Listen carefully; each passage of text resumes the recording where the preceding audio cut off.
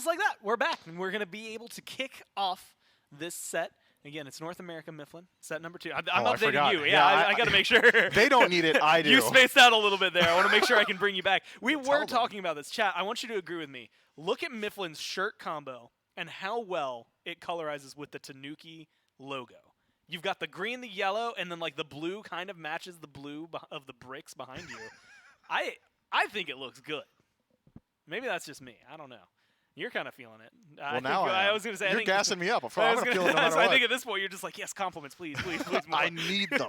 I don't get them off. We were having like a conversation with the bolts about like fragile egos, and I was just like, no, I get that. Like, I need the compliments. I read one bad thing, and it sits with me for years. So I can understand that. Either way, Xibalba Storm, Yomi Tanuki going head-to-head here. Storm, you will remember these guys as the fun havers, and we were kind of talking about that for a little while, and talking specifically about how Magic Feet is empowered by his lack of Twitter, which may or may not be his secret to doing incredibly well in both ranked and these tournaments that he's been playing through. But alongside Uzi, Joshi, Oceans, and Zen, he's kind of got a lot of big names and a lot of history behind him to really lift that up. Yeah, this is a team that is not afraid to shy away from the standard meta. They earned the moniker Fun Havers because they're just very willing to play whatever it is that they feel like on day of. I would say Ocean's one of the originators of the E set out of support. We know that Uzi's going to play Uzi picks regardless of the meta, be that the Odins, the Ardios, and the Cthulhus. Luckily for Uzi, a couple of those picks are pretty good right now, so I would argue that means that the Xibalba Storm is probably a little bit good right now as well. This is a team that is very also willing to get involved early on. I think of early objectives when I think of this squad. I think of crazy rotations. I believe we saw a couple of times during the SPL plans where even Uzi, the solo laner, was making rotations to the mid 3v3 at level 3. These guys just want to get active on the map. And honestly, it's paid off for them. Again, they did really well. Like I would argue surprisingly well. The reason we remember at least specifically Magic Feet, like Oceans has been around for a long time. Joshi, hey, guess what? He's been around for a long time. Zen, Uzi, they've been around for a long time. They've kind of been doing this. Magic Feet was the rookie on the squad. And after making such a huge impact, huge splash during that tournament, it kind of cements their names in the old noggin. They're going up against Yomi Tanuki, Mifflin. We had talked about them a little bit earlier as well, but just to go back over it, Hydrogen, Monster Bomber, Tripno, Seder Dragon, and Snatty are going to be the team. Snatty has been maybe one of the more notable, like that's a fun matchup. Him and Uzi are going to be very fun to watch against each other because I feel like they have similar styles. Snatty brings a lot to the team, and we've seen that same thing happen here for the jungle. I think watching specifically Seder Dragon going up against Magic Feet is going to be a little bit of a treat because even though I don't think of overlapping god pools with these two, I do think of impact players on the team, names that we've said a lot after the set, and both of them have come up quite often. Gore, I know I've been bringing up the FGC a lot today, but I'm going to tie it back in again. There's a guy out there named Core A Gaming, and he put out a book legitimately on the styles of gaming. He said there are 3 types of players in the world: the body, the mind, and the heart. Like mind the good, players, the bad, and the ugly. Yeah, the good, bad, and the ugly. The mind players are the guys who go out and they study matchups, they study frame data, they study interactions. It's all about planning and figuring out exactly how you want to execute. There are the heart players who just legitimately play from the heart. Whatever they feel like doing, that's what happens. Yeah. And then there are the body players who just are really good mechanically. I promise I'm going to tie that back into SMITE. I can think of at least 2 of those types of players and examples of SMITE play. Like immediately Divios came to mind when you said mind, because like yes, he spent like crazy. 5 hours in like jungle practice just to see the god interactions, and that's wild to me. And I would argue Sada Dragon finds himself amongst that column as well. He is a thinker. If you ever tune into Sada Dragon's stream or you play with him in ranked and you have the joy of hearing him in communications, he is constantly trying to figure out how do we approach these situations, what is it that we need to do, how are we going to execute on it. When I think of body players, the guys who are just incredibly mechanically talented, Sot immediately came to my mind as well.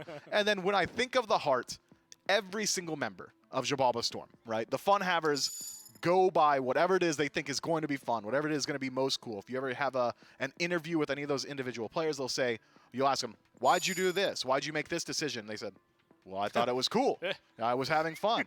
So I am really excited to see kind of that butting of heads, that butting of ideologies between Oceans, the shot caller of Xibalba Storm, and Sada Dragon, who I assume is the shot caller of the Yomi Tanuki. Now, so, and this might fall under heart.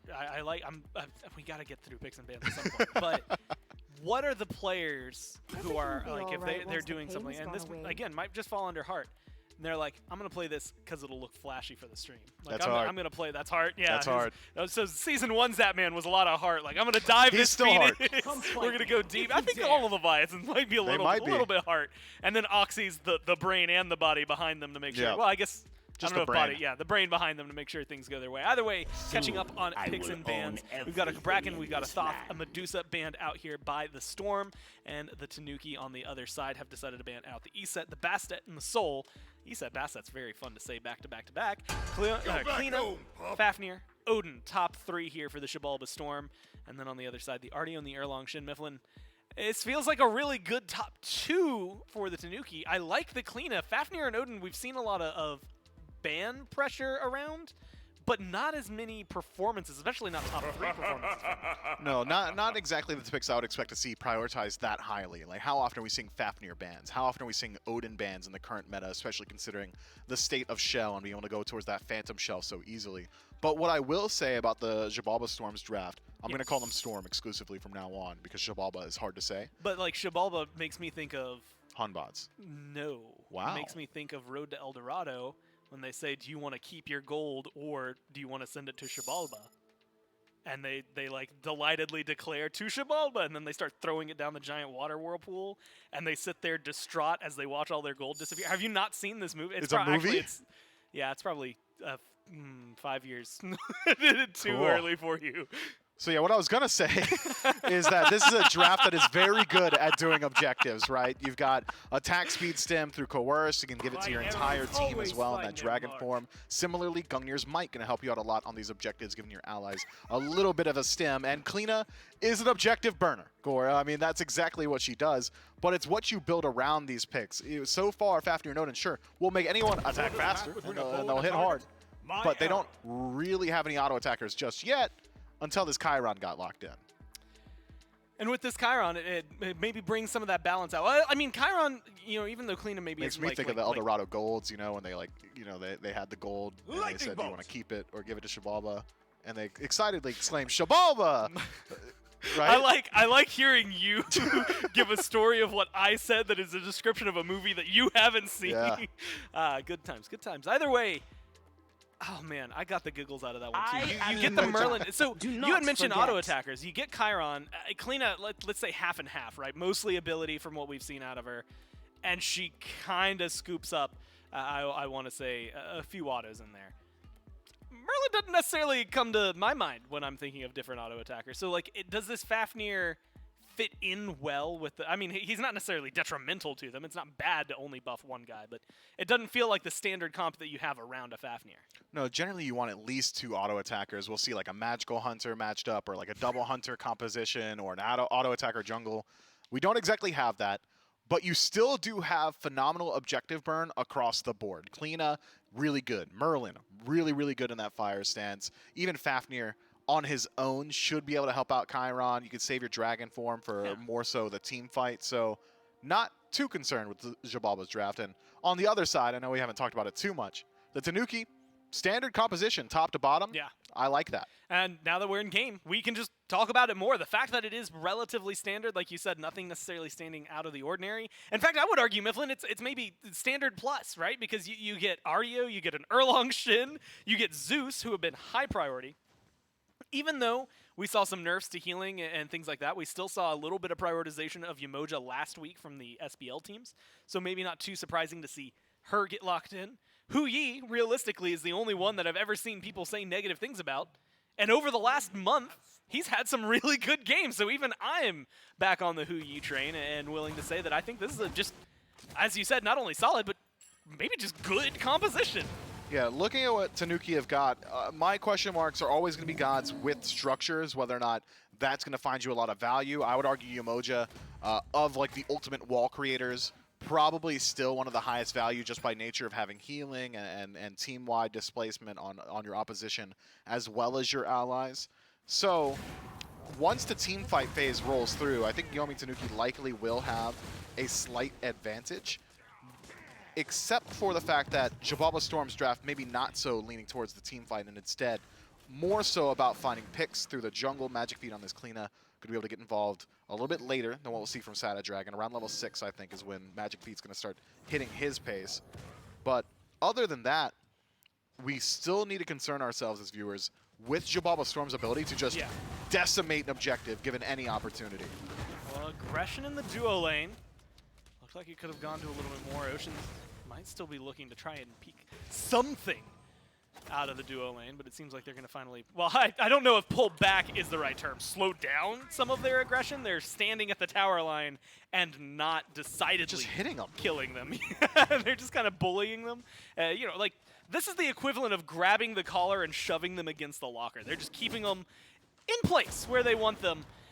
It's a little bullying, right? But overall, this is exactly how I would have expected this lane to shake out, if I'm being honest with you. I mean, Hu Yi, maybe not known for his best clear. Yamoja typically balances that out. Oceans, you know, Fafnir can assist. And I guess Chiron's clear is okay, but realistically, I would think this would be much more neutral, not necessarily favoring the Storm as heavy as it is. Yeah, I think it was that first wave where a lot of damage landed onto Hydrogen. Nice body block from Oceans. Drops Hydrogen back down to 50% HP.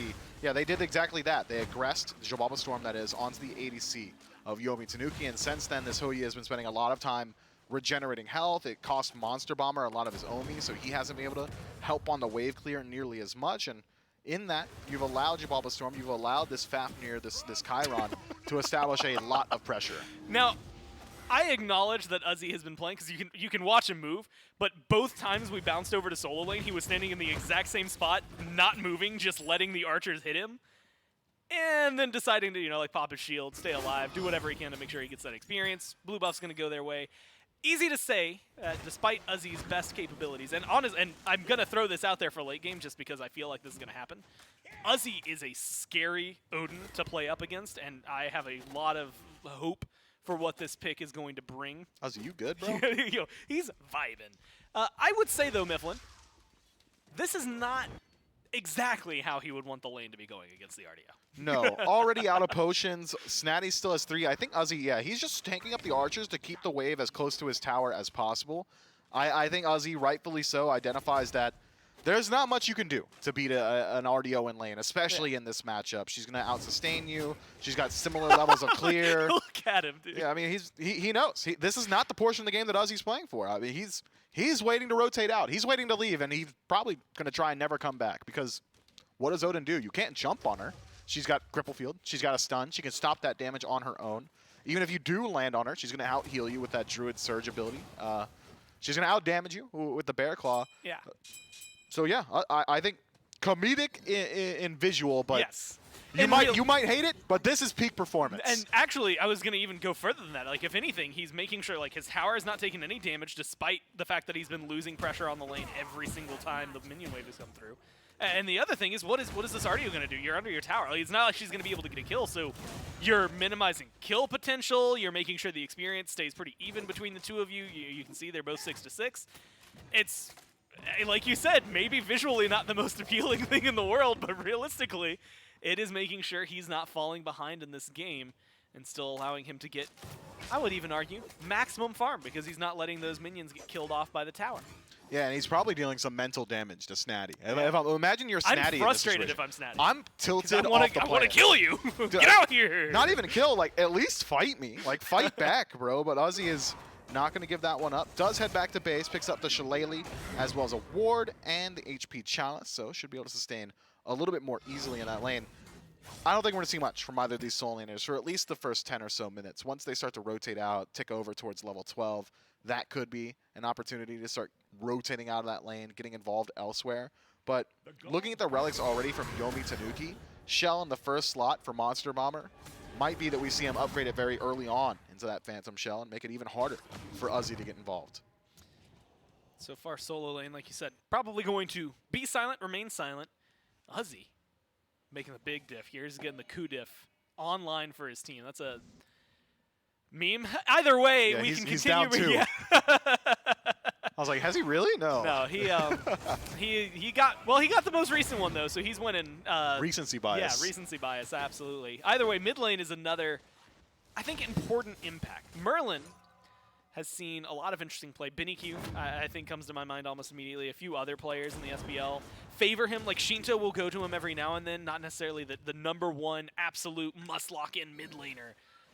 But he's always there, right? He's almost filled in the slot that Agni did back in, like, Season 3, 2, 1, where, like, realistically he just exists and does well. Zeus, on the other hand, does a lot of damage. We might get to see a little bit of that here. Good damage. Damage Wow. is already going through, but no, it's going to end up being onto the Tanuki. Good shots from the Chiron Magic Feet. Puts them on board for #1. Now Sata Dragon forced to run away, and it's a double kill for the jungler of the Storm. And this Storm has not stopped yet. They're chasing him down. Magic Feet is going to grab himself a third from 0 to 3 like it's nothing. And they're going to open themselves up wide on the left side of the map. Just a wild series of events there, man. It was the ultimate from Magic Feet through the wall that locks off the escape path for Yomi Tanuki. Backs them up into a corner. Immediately Joshi finds a 3-man suction cup in that arcane stance. And from there, they all fall apart on the Yomi Tanuki. Ocean's allowed to channel the dragon transformation right in front of them. Tripno, I don't even think got like a chain lightning off. That is tough stuff. Honestly, very strange engagement too. There was minimal fight back, if any. I was watching Tripno. It was, I think, specifically when the Zeus, just a little off the mark from where the rest of the fight was going on. Oceans is now just playing bully. Didn't necessarily get, I think, as much as they wanted while they were getting aggressive there, but at least showcasing what they have to offer through all of this.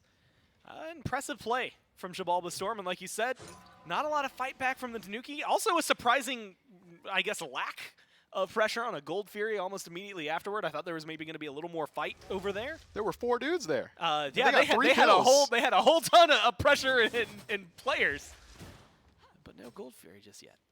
I suppose they did use both ultimates from Magic Feet. Joshi had just expended his cooldowns as well, and we're relatively early game. But I think you're right that they could have at least postured towards the Gold Fury, maybe gotten a little bit more. But even then, we're splitting hairs. It was a 3-for-0 trade where they come out largely ahead. Experience and gold now completely in favor of the Storm, specifically in the jungle, which is where you would look for Yomi Tanuki to find their strides in the early game. This Erlang Shen, he's strong at all portions, but yes, maybe strongest now. And we thought, well, at least normally, level 3 is typically where we start seeing Erlang. Like, start looking for something. Whether it's a big fight, a pick, he'll take either. Like you said, 0-1-0, just kind of chilling throughout there. Soul Eater picked up here for Magic Feet. We've been seeing a lot of this in Klina solo, or at least, I don't know if I should say we've been seeing a lot of this. We saw it earlier on Klina solo. How do you feel about this as a jungle item? It's not really the path we typically see. Yeah, it's going to be a little bit slow to stack up, but once he does, the survivability is going to go through the roof. Still has 10% penetration on it, so I don't have too many qualms with it, but I would argue going a slow item when you've got as massive a lead as Magic Feet has is a little bit interesting. I would have likely gone for something that's going to give you instant returns, but instead, maybe looking more so towards that team fight in the late, wants to be able to stick around in these engagements. And, well, I mean, Soul Eater is going to do that relatively well.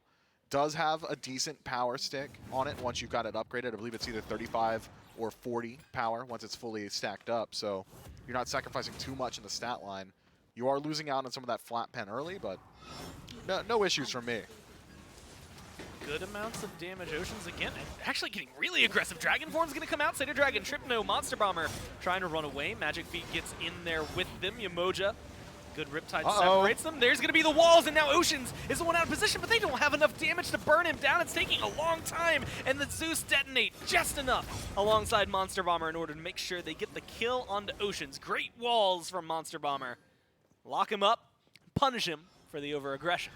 Yeah, it turns out jumping between Tier 1 and Tier 2 tower at the 9-minute mark, probably not the safest play for a level 8 Fafnir who hasn't even got the stacked up Thebes just yet and goes towards a bruiser item in the second slot. So Oceans does eventually fall. It was curious damage output. Yeah, he decided to stand inside the Lightning Storm.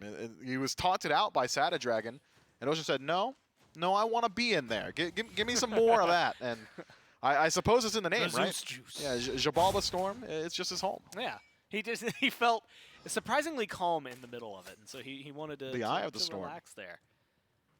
Unfortunate for him, that's a Zeus Storm. It's not that great. No, not for him. Oh, yeah, not for him. On the other side, Tripno's absolutely happy. Maybe a little upset. Monster Bomber's the one who gets the kill, but look, a death's a death's a death. That's exactly what the Tanuki need there in order to make themselves feel a little more confident. Looking like a pull from the Xibalba Storm onto the Pyromancer. So some good damage output. And again, you can watch how quickly, at least 10 minutes in, that they're going to be burning this one down. It's going to give them another chunk of gold going in their pocket. And Mifflin, they've already started to amass a comfortable lead. That's going to push them, I think, just over and towards the 2K mark, which is definitely starting to be felt in some of the items. I mean, you can see tier 1s where you know, either items just haven't straight up been bought on the Tanuki, or tier 2s, tier 3s, where they're still waiting for tier 2s on the other side. Yeah, the pacing of this game has been very strange. It seems like Yomi Tanuki haven't been posing too many questions to Xibalba Storm. Instead, they've been playing a very reactive style, despite having very good, aggressive early game pieces. And they're losing out on it on the map. Now Pyromancer having been removed means that Xibalba Storm can focus more so on the left-hand side without having to concern themselves with a return on the right, especially considering the fact that Uzi has been under tower the entire game. Snatty has been doing a good job of keeping pressure up. You would think that's the side of the map where Yomi Tanuki would have had the advantage, but instead it's Xibalba Storm picking up the objective and forcing another fight. And this has been Xibalba Storm. I mean, Oceans has had a single key press down the entire game. It's the W key. He has not stopped, I think, hitting it the entire time. Gold Fury was glanced at, looked at, and then walked by. Red buff is going to be what the Storm end up going for. Like you said, a bizarre pace. I mean, you know, you have this huge 3-man triple kill swing for Magic Feet to kind of kick things off. And then it immediately goes into a lull, and then there's a bizarre fight where Oceans just kind of dives really deep for no reason. Like, no one was around him when he used the Horrific. Less people were around him when he jumped between the two towers. And the walls come up and kind of separate anyone from helping him anyway. So now they're going to make a feint once again towards the Gold Fury.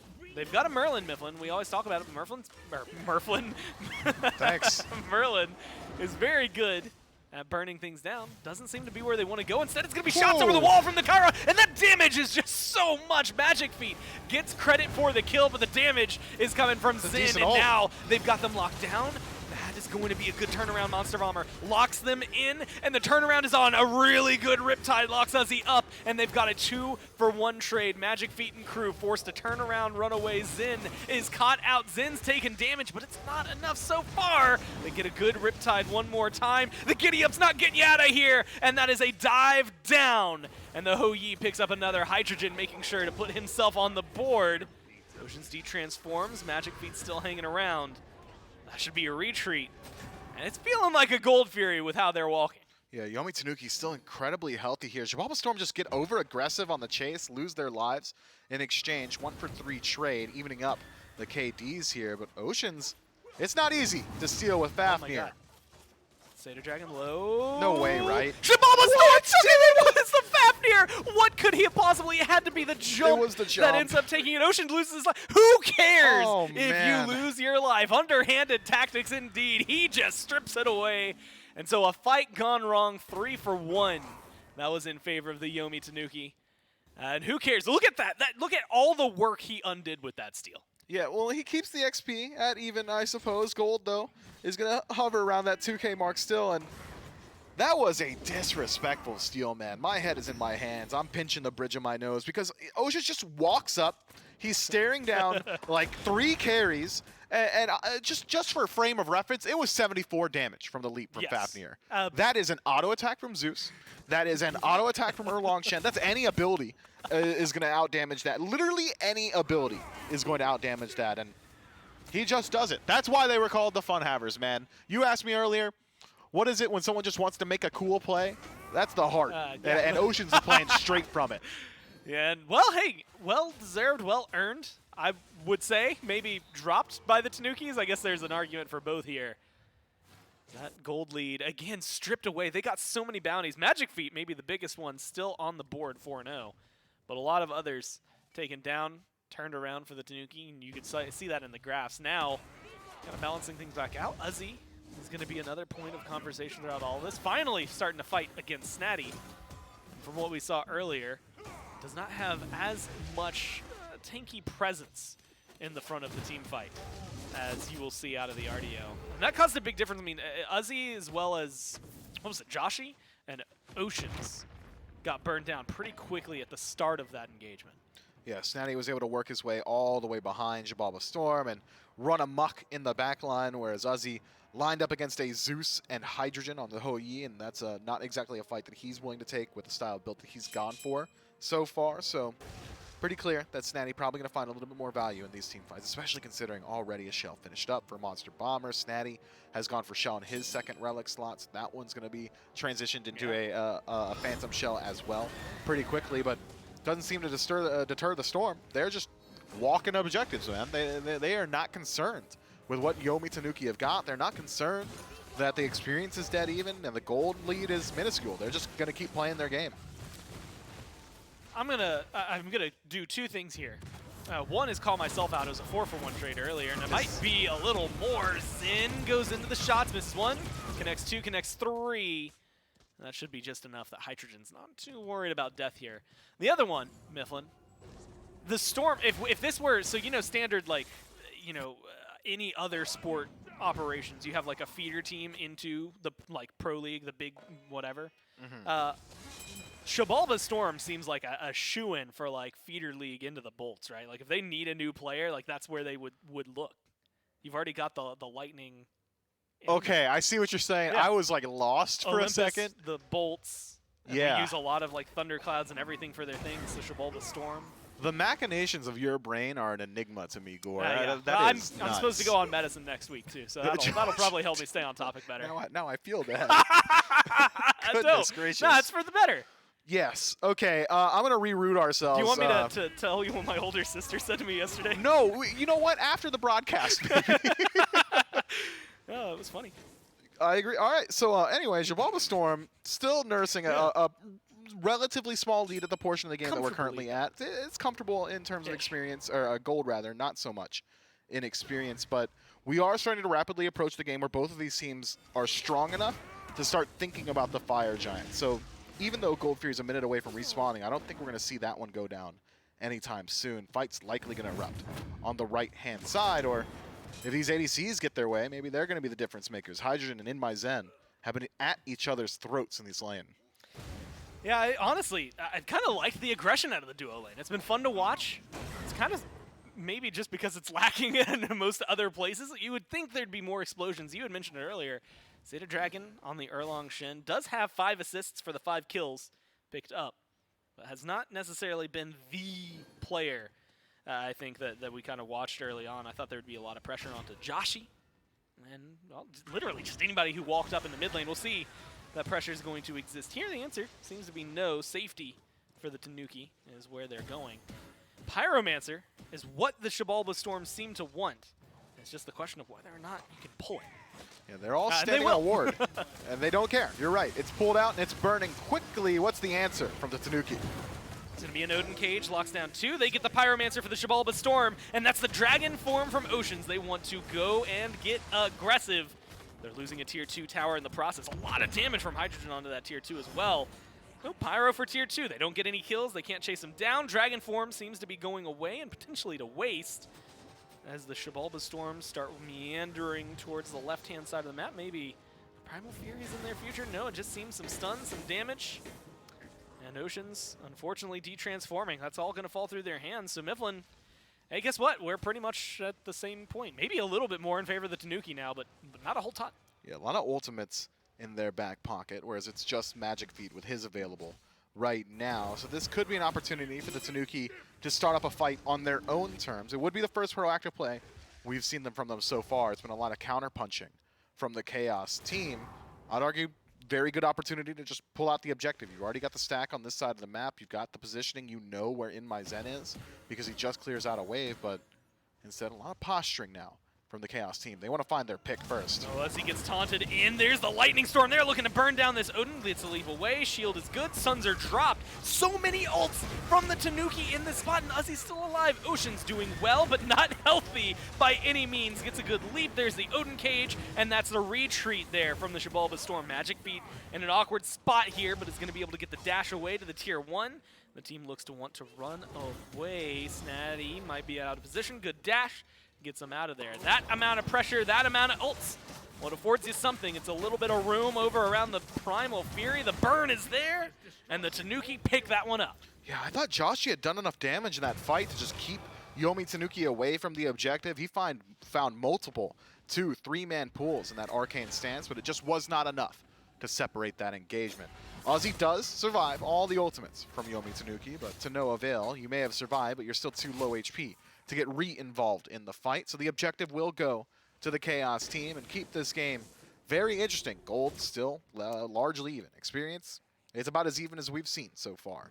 I think it really is going to come down to one team fight around the Fire Giant to finally open up this game. And taking a peek at how the pacing's gone in the last couple of team fights, I think we're starting to reach that point where Yomi Tanuki's more standard composition around this Zeus with this Yemoja, we're going to start finding a lot of value, especially considering, looking at the relics from Xibalba Storm, not a single shell pickup, if my eyes are to be trusted here. And that means not a single way to get out of those cages from the Yemoja. And it's fun that you mentioned that, because that transitions so perfectly to what I want to say, which is it's not 1, not 2, it's 3 phantom shells picked up on Yomi just Tanuki. Good. I mean, you mentioned it, like, really good for the shell aspect of it. No beads for Tripno. And so far, Tripno hasn't really experienced a necessity for the beads, so that's been okay. You've got an Aegis and a shell. Normally, we see the Aegis traded out there. You got the shell then for Monster Bomber, and Snatty has, like, good luck if you're Uzi. I mean, Odin Cage comes up a lot, but not often enough to match 3. No, you'd have to separate the fight and burn out these relics individually. I would argue that Tripno, very smart to forego the beads, could come back to bite him, but the thought process has got to be, what am I beadsing? Am I beadsing a hammer from Oceans? I'll just not be near him. Am I beadsing a stun from Uzi? Both single target line ability stuns. Pretty easy to avoid for a Zeus who's going to be playing around the back of these team fights.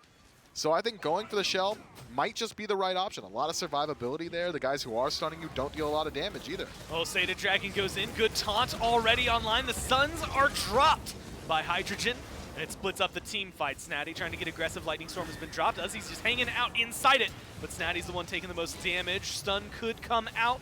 No, the lockdown's not there. Snipes coming through from In My Zen. Connects on 2, but does not find the damage necessary to find a kill. A lot of low health bars here for the Tanuki.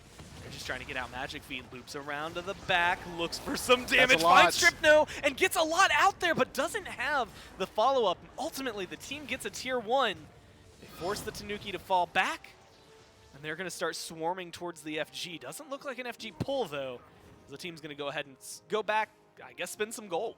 Yeah, Zen 50%, Oceans 50%, Uzzi's also at half HP, so not really a great position to look towards the hardest to kill neutral objective on the map. Yomi Tanuki, similarly, have used a lot of their resources to survive, not namely the relics. You still have only used the blink, only the shell from Snatty.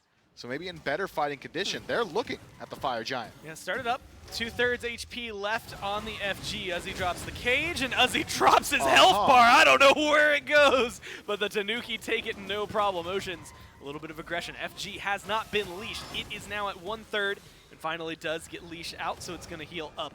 Oceans, can't say the same for them. Joshi took a little bit of poke as well, and now Snatty looking to get aggressive. Magic Feet stunned out. Magic Feet barely makes it to the wall. Good Aegis, good beads. Relics used, but life sustained. As Yomi Tanuki back off towards the Pyromancer, just respawns. Much easier to get than the FG, and a lot less risk involved. I had no idea that Kleena could Aegis and walk into the wall at the same time. That is very hard to deal with. Magic Feet essentially intangible for as long as he wants in those team fights. Beads and Aegis used though, so going to be a lot easier to shut him down in the next couple of team fights. But Time and time again, Xibalba Storm try and get into the back line. They connect a little bit of damage, but they aren't able to close gap onto these priority targets. Tripno has not had to use his own relics just yet this game. Even Monster Bomber has been doing a great job of just sustaining up his own back line. The front line of Snatty, and it's just Snatty really diving these fights, has been super hard to deal with for Xibalba Storm. What's Ozzy been up to? This Odin is finding very little value. Yeah, I mean, ultimately we watched that. I don't even know if I want to call it a fight. He walked forward, he dropped his cage, and then they killed him. There wasn't a lot of back and forth between the two. He said, lock you in, and then couldn't get away from them. The Magic Feet still 4-0, all 4 kills here for the Xibalba Storm, but the deaths mounting up on everybody else. Snatty, on the other side, if we're talking about solo laners, this Artio has just been able to at least stun out and cause trouble for the backline pretty consistently each fight. Has been Fire Giant pulled out by Yomi Tanuki and reset. Once Ozzy blinks in and goes for yet another cage. Drops it, locks people in, and there's no follow-up. Monster Bomber's finally taking a little bit shells. of damage. Takes about half their health, and with 3 Phantom Shells, they felt so unthreatened by the cage, they didn't drop a single one. Every relic still standing here for the Tanuki. Monster Bomber takes a lot of damage. Good stun from Oceans. Ozzy distracted 2 on the side. Survives. Very little damage exchange between these two teams. Only Monster Bomber poked out until Joshi lost half. Now, Magic of Odin, Ozzy already halfway back on that ult. Everybody else has theirs fully up. This has been something that Tanuki have been willing to drop. I mean, every single ult, every team fight, it feels like they are more than happy to drop out there. Lightning Storm, usually pretty helpful around objectives. Might see it dropped here by Tripno if they want to go for the burn. Ozzy taking a lot of damage onto Sated Dragon, tries to get some in return, and does at least force them to fall back. Fire Giant half HP, Monster Bomber's finally low, the cage gets dropped. They have the Phantom Shells though, they maintained them, and they're going to be able to maneuver their way out of there at least a little further. Monster Bomber stays alive, there's some good Riptide. Snatty bit off more than they could chew. Finally a kill happens for the Xibalba Storm, and it ends up going on to the solo laner. The last person on that team with a goose egg, no, Hydrogen, still undying this game. But it doesn't open anything for him, Mifflin. Well, they've got 45 seconds for Snatty to respawn, so Xibalba Storm can reset and walk their way over towards the Fire Giant yet again. And now having one more team fight's worth of data, I think it's pretty clear what the win con is for Xibalba Storm, and it's keep Joshi alive and make sure he's able to output damage, because he's the only one dealing notable damage to Yomi Tanuki. I mean, Merlin top of the charts for a reason here. Otherwise, it's been small pokes here and there. Magic Feet has gotten involved in a couple of these team fights, but this Merlin is the major threat. And if I figured it out, that means Yomi Tanuki did as well. Snatty tried his best to close that gap, and he caught on top of Joshi for a long time, but the rest of the Tanuki, they were forced back. Fire Giant pulled by the Xibalba Storm. Magic Feet goes into the walls, it gets leash. Satyr Dragon takes so much damage, Satyr Dragon's just gone! And just like you highlighted, it's Joshi who puts up the numbers for that one, making sure he stays at the top of the damage charts, 14 above what Tripno has been able to put out for now. We're going to try to continue to maintain that. Monster Bomber lockdown in the fire. Good the damage God. is so good onto the Yamoja, forced to Riptide away. And now it's Tripno who's in trouble. Shots not connecting from In My Zin. They don't have the CC. Again, no beads for this Zeus, but they don't have enough to lock him down. They have to fall back. Monster Bomber didn't die, so it's going to be a retreat and reset from Xibalba Storm. You know what I'm noticing, Gore? A cage got value. I'm thinking to myself, well, they've got 3 Phantom Shells. Why is this cage locking down Satyr Dragon? Synced up shell timers between Tripno and Monster Bomber, so that means your Phantom timers are synced up at the exact same note. So Ozzy, in realizing that, was able to get involved yet again. That said, it's going to be hard to create that situation again for himself. 3 shells, all Phantoms, going to come back up in just under 5 seconds. So Yomi Tanuki, despite losing out in the last couple of team fights, they're going to be coming back at full strength. Yeah, all 3 back up, and Ozzy's, well, at least top-end potential maybe drops with that. Snatty back on the field, gets aggressive. Sun's dropped. Separation is the name of the game for the team fight, and it is going to be the Xibalba Storm who are trying to figure things out. Oceans goes too far. Oceans gets locked up. Oceans gets dropped down. 4 ults gone on the side of the Tanuki, and they get a kill to show for it, but they don't have a lot else to work with around the FG. A lot of good health bars still exist for the Xibalba Storm. Zin almost has his ult back up. Fire Giant's going to be half health. Uzzy's hanging around. Snatty looking for the zone. Zin walks forward, but they're all too late. FG goes down, and now the Tanuki are looking to tear through whatever remains. So whether it's the 4 towers or the players, it's just whatever's in their way. They've got plenty of time to play with. First Fire Giant of the game was just a couple of seconds away from being enhanced, but I don't think it's going to slow down the Tanuki too much here. 4 seconds left till Oceans respawns. Tier 1 tower on right has fallen, and the Tier 2 will be joining its brother soon. That is a massive gold swing in favor of Yomi Tanuki. This is the first time I believe they've had the gold lead all game, 30 minutes in, and Fire Giant on all 5 means they can take their time, working their way all the way around the map. Xibalba Storm's base defense is strong by nature of just having a Merlin on your side, very adept at keeping these waves out of your tier 2s, keeping them out of your Phoenixes, dealing a lot of damage in these defensive situations. But the rest of the team, I think, going to struggle a little bit more. Uzzy, once he engages, is likely going to be engaging into 5 people every single time, and we've seen what happens when he goes for those. Magic Feet won't have as many walls to play with once it is coming down to these Phoenix defense. And even Oceans, to a certain extent, is going to be a little bit more exposed in these fights. And Oceans has been dying pretty quickly, 4 levels down. Monster Bomber, 19. Oceans at 15. Yomi Tanuki, though, don't have necessarily the strongest base siege. They're able to clear out these towers. It's more just standard. I think it's going to come down to who finds impactful CC and who finds their pick first. And I think it's going to be pretty easy for Zeus to toss out that damage. Well, you had called it out last time, looking towards the shells. Timers still close, but not synced. So something that Uzzy's going to have to worry about. Snatty, guess what? Still has the shell. So they're going to be more than happy to at least have that wiggle room for them. Hey, you want a little more gold in your pocket? Last tier 2 on the map for the Xibalba Storm. And it goes ahead and gets burned down by the Tanuki. Now, Mifflin, there's nothing left for them. No neutral objectives. I guess there's that single Harpy on left if they really want and that. They're going to get it. Wow, they actually are getting a lot of this. They're going to go for the wave, though. And that's going to be, I think, the biggest push forward for them. You had mentioned it, but a minute and a half, well, a little over, minute 40 remaining on the power play here with the FG. And they're going to go for the left side Phoenix. Yeah, so far, it's going to be a 5-on-5 engagement. They have not, Yomi Tanuki, that is, decided to split up the map. So Waves pushed up all the way to the center where they meet in neutral territory. It's going to be a 5-on-5 engagement. I think they're right to do it, though, Yomi Tanuki, that is, because what's Uzzy going to do when you got triple Phantom Shell and a 5-stack? Well, there, stun Snatty. That's start number 1. But that's CCR coming in clutch for them. Oceans goes in and tries to get a little bit done. Sada Dragon's burning, but not enough being done to the Tanuki. They fall back, and you had highlighted it. Joshi, a lot of damage in that just to defend. But a lot gets used on both sides. 3 ults. And ultimately, they're not much closer to burning down this Phoenix, waiting for the next minion wave.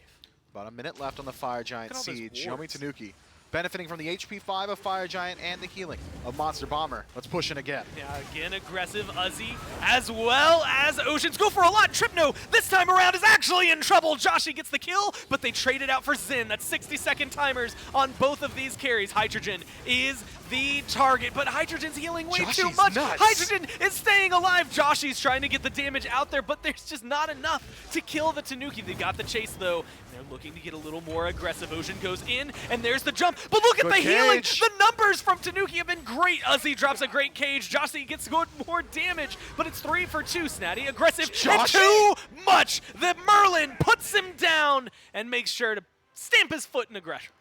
I think Joshi put out 10,000 damage in that fight. Yeah. He goes untouched until he decides to leave the Phoenix of his own accord to chase out Yomi Tanuki. He has both relics still.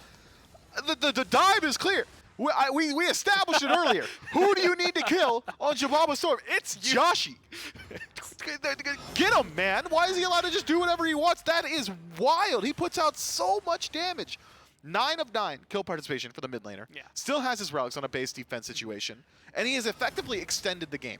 We are now going to go to another Fire Giant defense where neither team is going to have a major advantage, barring this left side Phoenix having gone down. Sure, it is the most impactful Phoenix, but they've got time, Xibalba Storm that is, to clear out a couple of these waves and then regroup around the Fire Giant proper.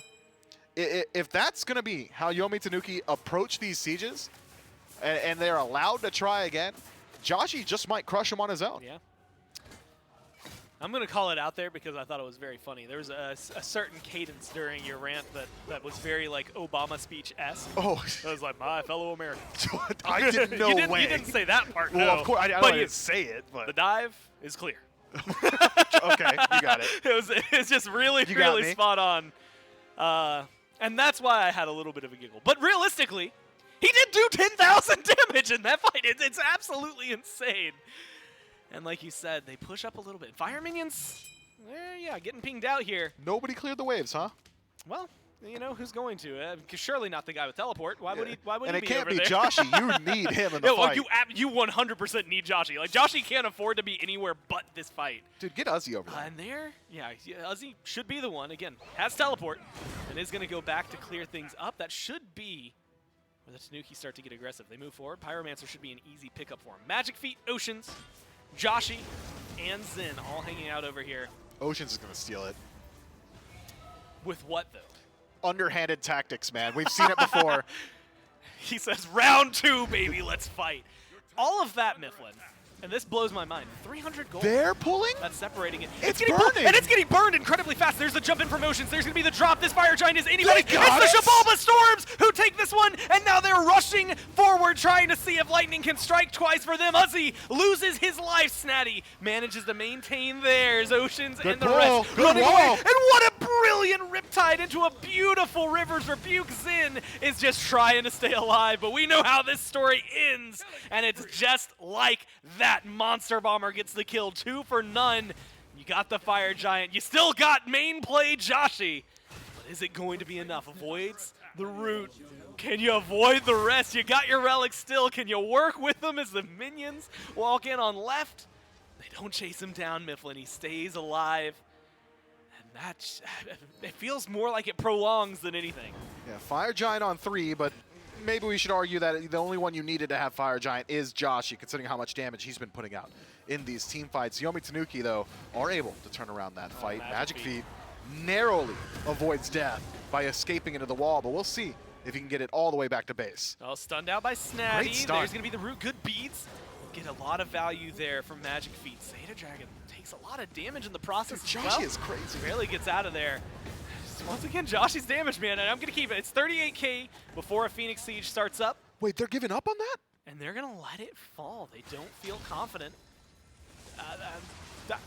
That Phoenix, that was like one hit. Yep, Is it what was. I'm going to say. Well, you know, Oni Fury's over there. Maybe considering Xibalba Storm has shown a propensity for ignoring enhanced minion waves, maybe Yomi Tanuki are just saying, Yeah. the wave will do it. Don't worry. On its own, yeah, Give eventually. it like 30 seconds. We'll be fine. Yeah, that Phoenix will eventually go down, but I gotta think Xibalba Storm, regretting the fact that they did not pick up a Phantom Shell, that team fight would have gone very differently. A couple more members would have survived, namely in my Zen. I think one of the key members you want to have Fire Giant if Xibalba Storm are going to be the aggressors towards any of these tier 2 towers. They are now. Xibalba Storm, that is 5 alive. Fire Giant maintains on 3 with 2 minutes to play with, and Joshy's one of those 3, so you're feeling pretty good about your damage output in these team fights.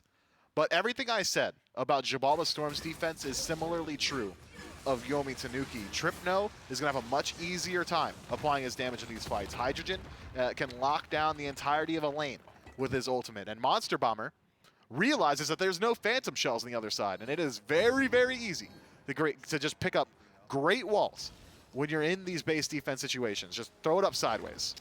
Well, again, 3 shells, Phantom Shells specifically, still on side. A lot more destruction being done to the map by the Xibalba Storm than I honestly would have given them credit for. They got 2 tier 2s, and that's going to give them a nice hefty gold chunk in their favor, 2k. Not a lot 38 minutes into this, and when you're looking at the builds, it's really just going to end up helping out the supports more than anything as of right now. Xibalba Storm still playing a little bit of catch-up here for Oceans. Left side Phoenix being postured at Mifflin. 51 seconds left on the power play. Sun's getting dropped. The damage is going to be there. Uzi's taking a lot of burn, and he's going to get locked down, and so is Oceans, and the front line get erased. Dude, but Oceans manages to stay alive. Joshy turns around another What is that kill, ult? and it's just the damage. Monster Bomber stopped something from happening over there, but unfortunately for him, it's not a lot in terms of stopping the Xibalba Storm from moving forward. The Phoenix is the goal. And a cinematic shot to pause this one and give us a brief respite from the action. Joshi. Let's be clear. Be candid. This team started as Magic Feet. Yep. And he passed the torch to Joshi, and it is Joshi. Like, credit where credit's due. There's CC being done. There's some small heals that are being done. There's damage being done from external sources. But he's kind of the dude. Yeah, Like, Joshi's doing the everything. guy. Joshi, for context as well, Joshi still has both relics in this team fight. Yes. Beads and Aegis still available as we tune back in, and still has both of those relics available. Xibalba Storm, for maybe the first time in 40 minutes, decide to retreat from a fight. They've decided to hit those S keys for even a moment. Left side Phoenix dropped incredibly low. Some parity on the map now between these two, as both Phoenix's furthest from the Fire Giant have been dropped low. But yet again, we find ourselves in a position where there's not much separating these two squads. Map state more even than what we saw last time around as we approach yet another Fire Giant dance between these two teams. If you're a Xibalba Storm fan, this Fire Giant dance looking a lot more in their favor than the last one. If you're a Yomi Tanuki fan, don't feel so bad because, again, it's not that much more in the favor of Xibalba Storm. I think it's just got to be another wild coin toss between these two teams. There's a lot of controlling, zoning ults that Tanuki have that have been really prosperous throughout this game. And yet the last few times it feels like they've been widely ignored. I mean, we got to see a well, very you saw Monster large... Bombers, right? Like he just drops the ult in the Phoenix. Yes. That one... Misclick. Yeah, well, and that one hurts the most because it's still not back off cooldown. That's what's wild. Are you it serious? should Wow. be back by the time Fire Giant spawns in. 140 seconds, Mifflin. It's 2 minutes, 20 Minimal seconds CDR in the build, too. that you're going to have. And there's, not a lot you can do. I'm sorry, inverse. You're going to have a lot that gets done in that time. Specifically, like 3 Uzi ults or something like that. I mean, it's something insane. Fire Giant comes in. Fire Giant gets burnt down. Dude, Xibalba Storm. what? Like it's nothing. Take that away. And there's no chance for the Tanuki to respawn. And now we're in an awkward spot. They've got the power play. They want to fight. You know who you need to kill. We've been saying his name a lot. Joshi, get rid of him. That's 40,000 damage. That just disappears from the Xibalba Storm's fight. But instead, you get all 5 with Fire Giant, a minion wave on right, and Mifflin, they're looking pretty confident. Yeah, I think you can pick up that tier 2 almost as an afterthought. Considering how quickly that Fire Giant died, I think the tier 2 will fall. Similarly, enhanced Fire Giant now over to Xibalba Storm, meaning that they do not need to concern themselves with backdoor protections, and this time they've got Fire Giant on their ADC. All In My Zen needs is a moment alone with the Phoenix, a moment where he can sink some shots into these birds, and they will fall down expeditiously. That said, maybe that moment will be created by Magic Feet deciding to go for a split push on the opposite side of the map. Sada Dragon has spotted out that rotation through mid, as Magic Feet did stop to clear a wave, so Sada Dragon privy to the fact that this is going to be a split push. Maybe a 1-1-3 here with Uzi in the middle. With Enhanced Fire Giant, any individual member of Xibalba Storm will pose a threat to these objectives. So, in doing so, Xibalba Storm has forced Yomi Tanuki to split up. They've mashed the 1-1-3. We've seen what damage Joshi can do, but Zin, yes, that's the name that's you're going to have tough. to look at. It's so low. There's Monster Bomber. Reminder, 140 seconds. That's going to be down. Those walls don't get a lot done here. One hit on that bird. Look at Oceans. Oceans is a stone's throw away from just jumping in got and time. smacking it. But yeah, like you said, they've got time to work with. 2 minutes on the power play because it's stun on the minions. All it takes is one to Oceans? get in there. They're not going to be able to.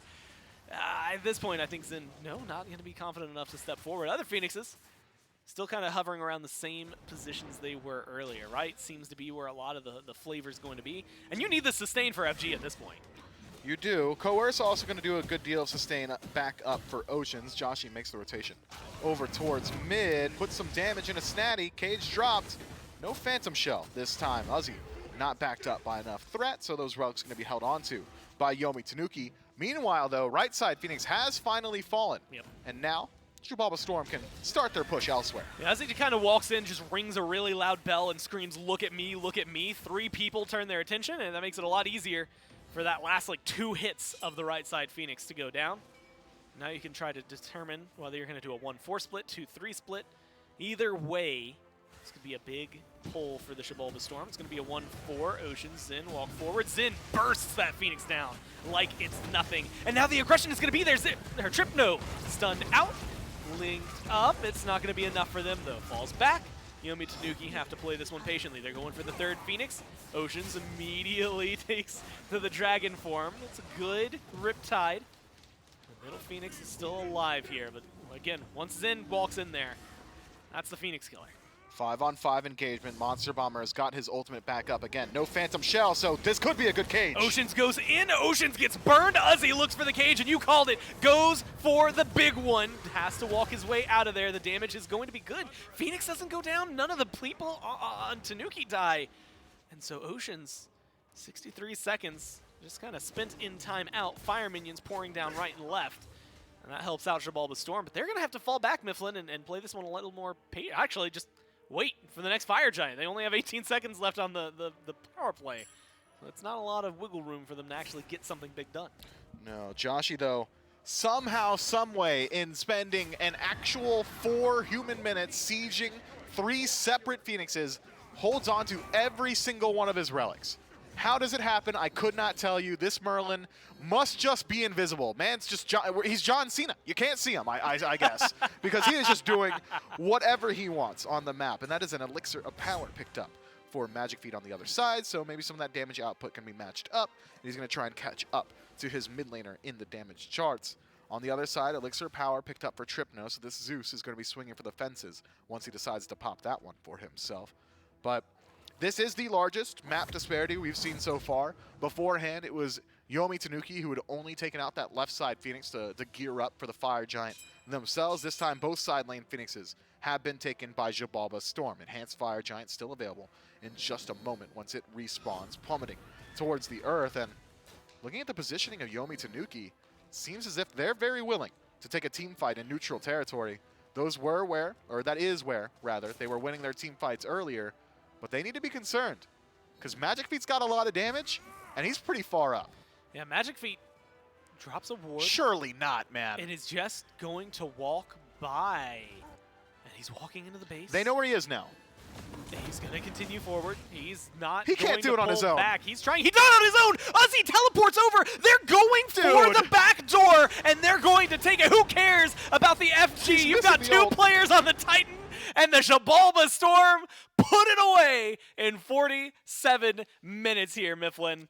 Maybe not the climactic end we expected, but a fun one nonetheless. We should just let Xibalba Storm be the fun havers, man. I mean, I can't imagine a better name for this team. These guys are just ridiculous. Just ridiculous. No Phantom Shells against the Emoja. Are you serious? Uzzy's like AFK in lane for 20 minutes. We're stealing objectives with underhanded tactics for less than 100 damage. We're coin-tossing Fire Giants like it's nothing, and they still win. Joshy didn't use his relics a single time, I don't think, man. Congratulations. Well played. You win! Yay! Do Thumbs it again. up. I mean, yeah, Mifflin. It took 47 minutes and a lot of. I'm gonna steal the name. A lot of underhanded tactics potentially to get there. They had to go for the back door. I admire it. A call that well didn't have a lot of time to respond to, and unfortunately for the Tanuki, they fall this time around. We're gonna break that down and go into game number 2 right after this.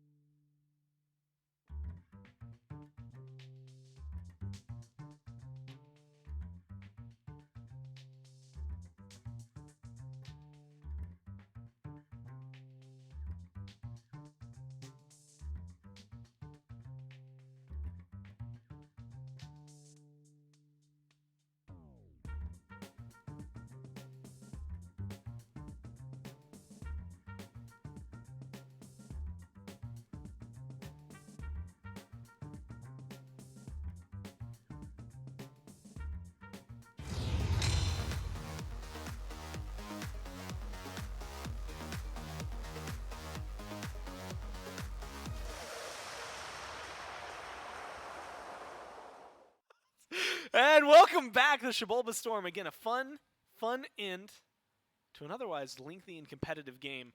And they live up to their former name in Fun Havers. We'll see whether or not they can do it in part 2. But Mifflin, I don't know. I'm going to be completely honest here. Please. I don't know where to start. I guess the beginning of the game is the best place. They get a triple kill on Kleena like 5 minutes into that. Yes. And then nothing happens. Then nothing happens. Yep. And then the Yomi get like a 4-for-1 trade. Yep. And then I think they got a Gold Fury. They got a Gold Fury. They evened Gold is like doing this the entire game. Experience is doing this the entire game. Those are the same things you did. Well, no, one had a little more gap Oh, because okay, got the it. Storm were slightly ahead, Yeah. and then Experience was pretty even the entire time. And then, we're talking about like, oof, man, all these Phantom Shells not doing too much. And it's balanced, and then Fire Giant clear some things out, then Storm clear 2 Fire Giants, and I don't know, man, it's wild. Gore, how's that for a throw to you, huh? ever the pinnacle of giving me stuff to work with. Yeah, you're right I to talked say about the whole game. you did legitimately talk about the whole game. I'm not sure if you said anything about any portion of the game, though.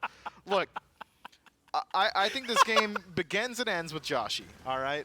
It really was this Merlin doing literally everything for his team. The damage output, the CC. I can't believe that we've ever had a single clip and it wasn't Joshi, because this guy was uncontested. Well, did you miss what I said? The Magic Feet got a triple kill to start things off. It was the last thing that he did outside of in the damn game. Okay. But it was the thing that started it all, Mifflin. It was, and it didn't do much afterward. Look, this is the hardest type of game to break down, because at no point did it make any sense to me whatsoever, even one time. But gotta give credit to Xibalba Storm. This is exactly what they want. This flustered state in us, this is exactly why they did it, man. They did it. It wasn't. They didn't want to win. You think they care about wins? They didn't want to mess up Yomi Tanuki. They don't care about them. Us. It was bad blood. I'm on my like Pepe Silva vibe right now. Yeah. I'm trying to connect the lines on how that game ends. 5,000. Well, here's the thing that makes. Can we get a games relic like usage count? I bet it's like 0. This is Joshi. 3. I missed and beads I was going to say one of them was accidental. He does 45,000 damage. A lot of the Deterrent. There we go. Thank you. Yeah. I got halfway there and I couldn't figure out what the rest of it was. The deterrent around the Phoenixes to stop the Tanuki was Joshi. Did you say half? Maybe more than a half. Like 90%. 90% of what stopped them from 10,000. winning the game 20 minutes earlier than it ended was because of Joshi. He had 45,000 damage. Yes. And he got 10,000 from one engagement. It was at the 25-ish minute mark. 2K, and he ended at 2.5. Yes. Yes. Joshi goes crazy. Anyone else in the North American SEC, please attack that guy. And he doesn't mean in game, like just in general. Yeah, if you see him, No, if you see the inverse. He means exclusively in game. Please don't do anything else. That too. We'll see whether or not the Xibalba Storm can, I guess, give us another treat like game number 1 here in game number 2. Mifflin. Yep. Things like this game are the reason I'm gonna help you out here, because you didn't break it down too much. You said that they're very difficult to break down. And the reason is because there wasn't some, hey, this is the linchpin that won the game. Because the game was never true. Well, I mean, but did he even win them the game? He kept them in the game. He quite literally won them the game. Are you going to say who hit the Titan? I said he didn't lose them the game. He won. He delayed them from losing the game, right? He kept them in the game. Yeah. But I don't think he did kind of win them the game. I'll give you that. All right. But there wasn't like a moment where it's like, yes, Joshi, the absolute catalyst of the win, gets a quadra kill and they walk it down the mid. It was cool. Triples? He stops them from doing a whole ton, and then some other guys walk forward. But there wasn't like the big crescendo. He didn't get the pentakill and then walk down the Titan on his own. Why are you fighting me? Why are you booing me? I'm right. do the ban score. Hey, Kabrak and Zeus Thoth. They get banned out, and you'll never guess it, but they traded out Medusa for that Zeus. Zeus did a lot of damage throughout that last game, and so they get rid of one thing, lock in the soul, because of Kleena, Bastet, and Eset are on the other sides. Mifflin? And how do you feel about a Soul first pick? Feel like we have not seen that at all over weeks. No, Soul Months, maybe. has flex potential, and I think there is some untapped potential in the Magical Hunters right now, just because we haven't seen too many builds kind of revolving around the new Nimble Rod, converting magical power, not converting, turning a percentage of your magical power, not even turning it into, taking a percentage of your magical power and giving you attack speed based off of it. Is there a word for that? So... Because it's not conversion, because that would mean you're taking it away and putting it somewhere else. There's probably a word for it, but my brain's blinking. Yeah, it's like 6:30. So It's I think that there's untapped a long potential. day for everybody involved. Yeah, there is untapped potential in Magical Hunters. Whether or not I would like to see it this heavily prioritized, picked this early in a draft, I don't think so. I think there are other picks available, but now taking a peek at the top 3 selections of Xibalba Storm, I don't think they're concerned with what anyone else is playing because it's a set Cthulhu lock-in. So they heard what you said, where they were like, yes, this is us versus you specifically. They got me. They called you out. Well, if you want to think about it, this would be, and he does get taken away, but this would have been a great draft to get a Fafnir. You have 2 pretty solid auto attackers. Unfortunately for them, they're not going to be able to scoop that up. They do get the Cthulhu, which, depending on whether you want to argue meta or not meta, doesn't necessarily matter. Uzzy's nuts at this pick. And it's going to be a Kali that happens in response. Look, if we're going 47 minutes, thumbs up. We've seen a little bit more Kali's active early on, but it does feel like this one pushes the capabilities of the Tanuki back a little bit. Yeah, I think ever since the boots changed, though, and by boots change, I mean they're not in the game anymore, Kali is not completely a late-game slanted character. I think around 2 items into the build, she's going to have a pretty decent power spike, so has the capacity to get involved a little bit earlier on than we once used to associate with this god. That said, also has a great matchup into the Cthulhu. Just go into the destruction, stick to him, deal a ton of damage with kin size. She's one of the best kin size users in the game. But even more so, it's just straight up Sada Dragon's favorite pick. He loves going towards his Kali. He plays it in ranked nonstop and in competitive as well. So the Camazot's locked in.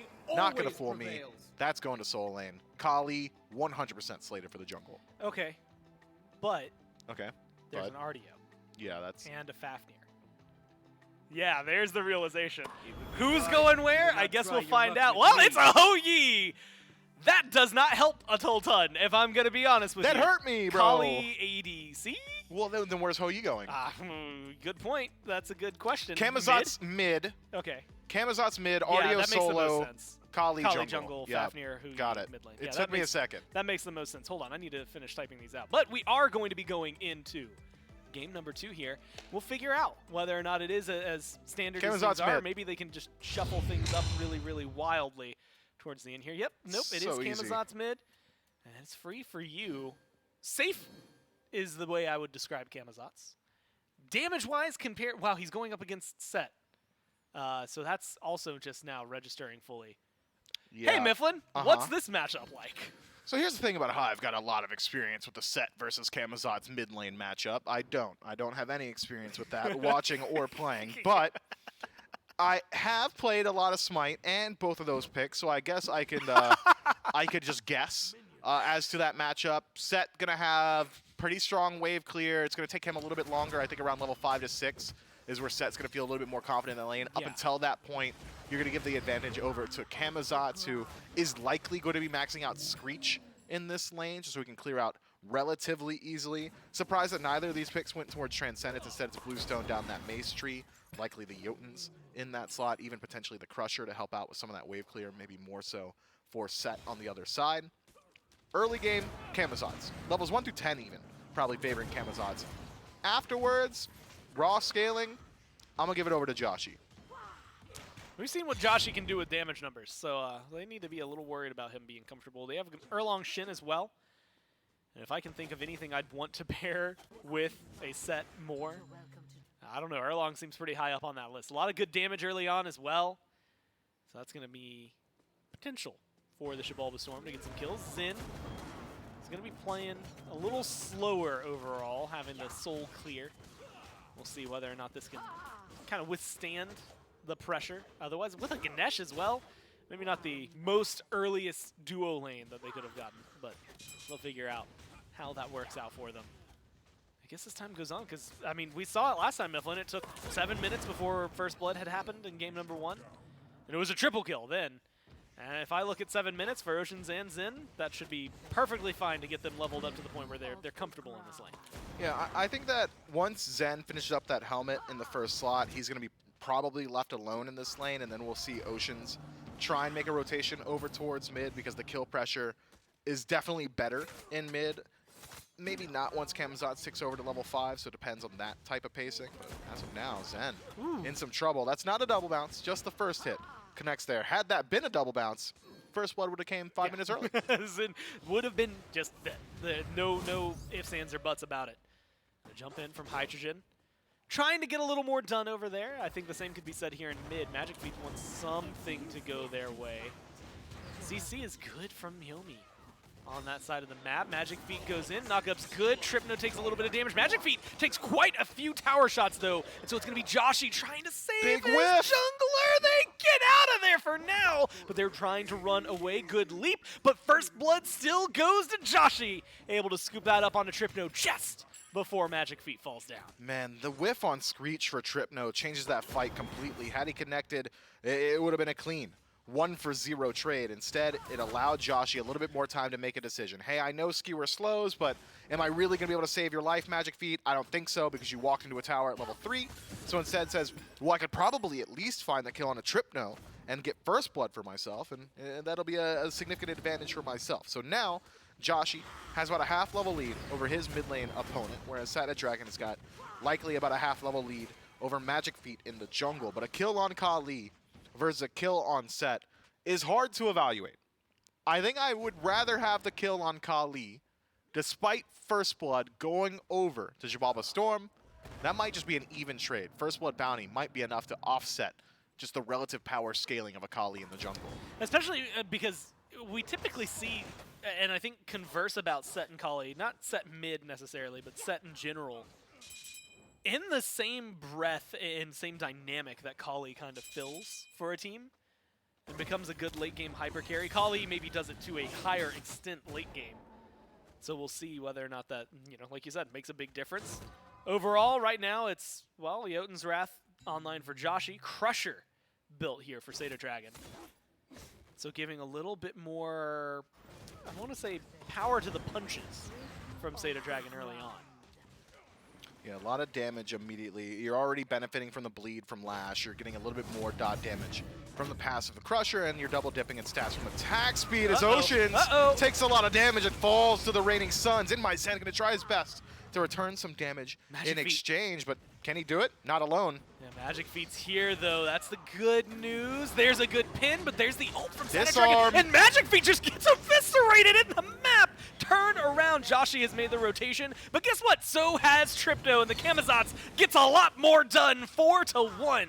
And the Tanuki walk away with 3 kills in duo. Joshi, having fallen now at the 4-minute mark, has doubled his death count for the entirety of this set, 4 minutes in to game 2. Great play from Yomi Tanuki, moving up, finding the stun onto Oceans, confirming that kill, and it was immediate disengage. They did not stick around. They did not think, well, we got a kill, maybe we can pick up another one. It was, let's just get out of here. Like, we found our win. Xibalba Storm decided that they needed to find something in exchange, chase out a little bit too far, and create the space for Yomi Tanuki to turn around that engagement. Namely, it was that engagement from Magic Feet, goes in alone, gets disarmed by Monster Bomber, and finished off by Sada Dragon. This Kali, 2-0-1, 3 of 4 affected kills, and a massive lead.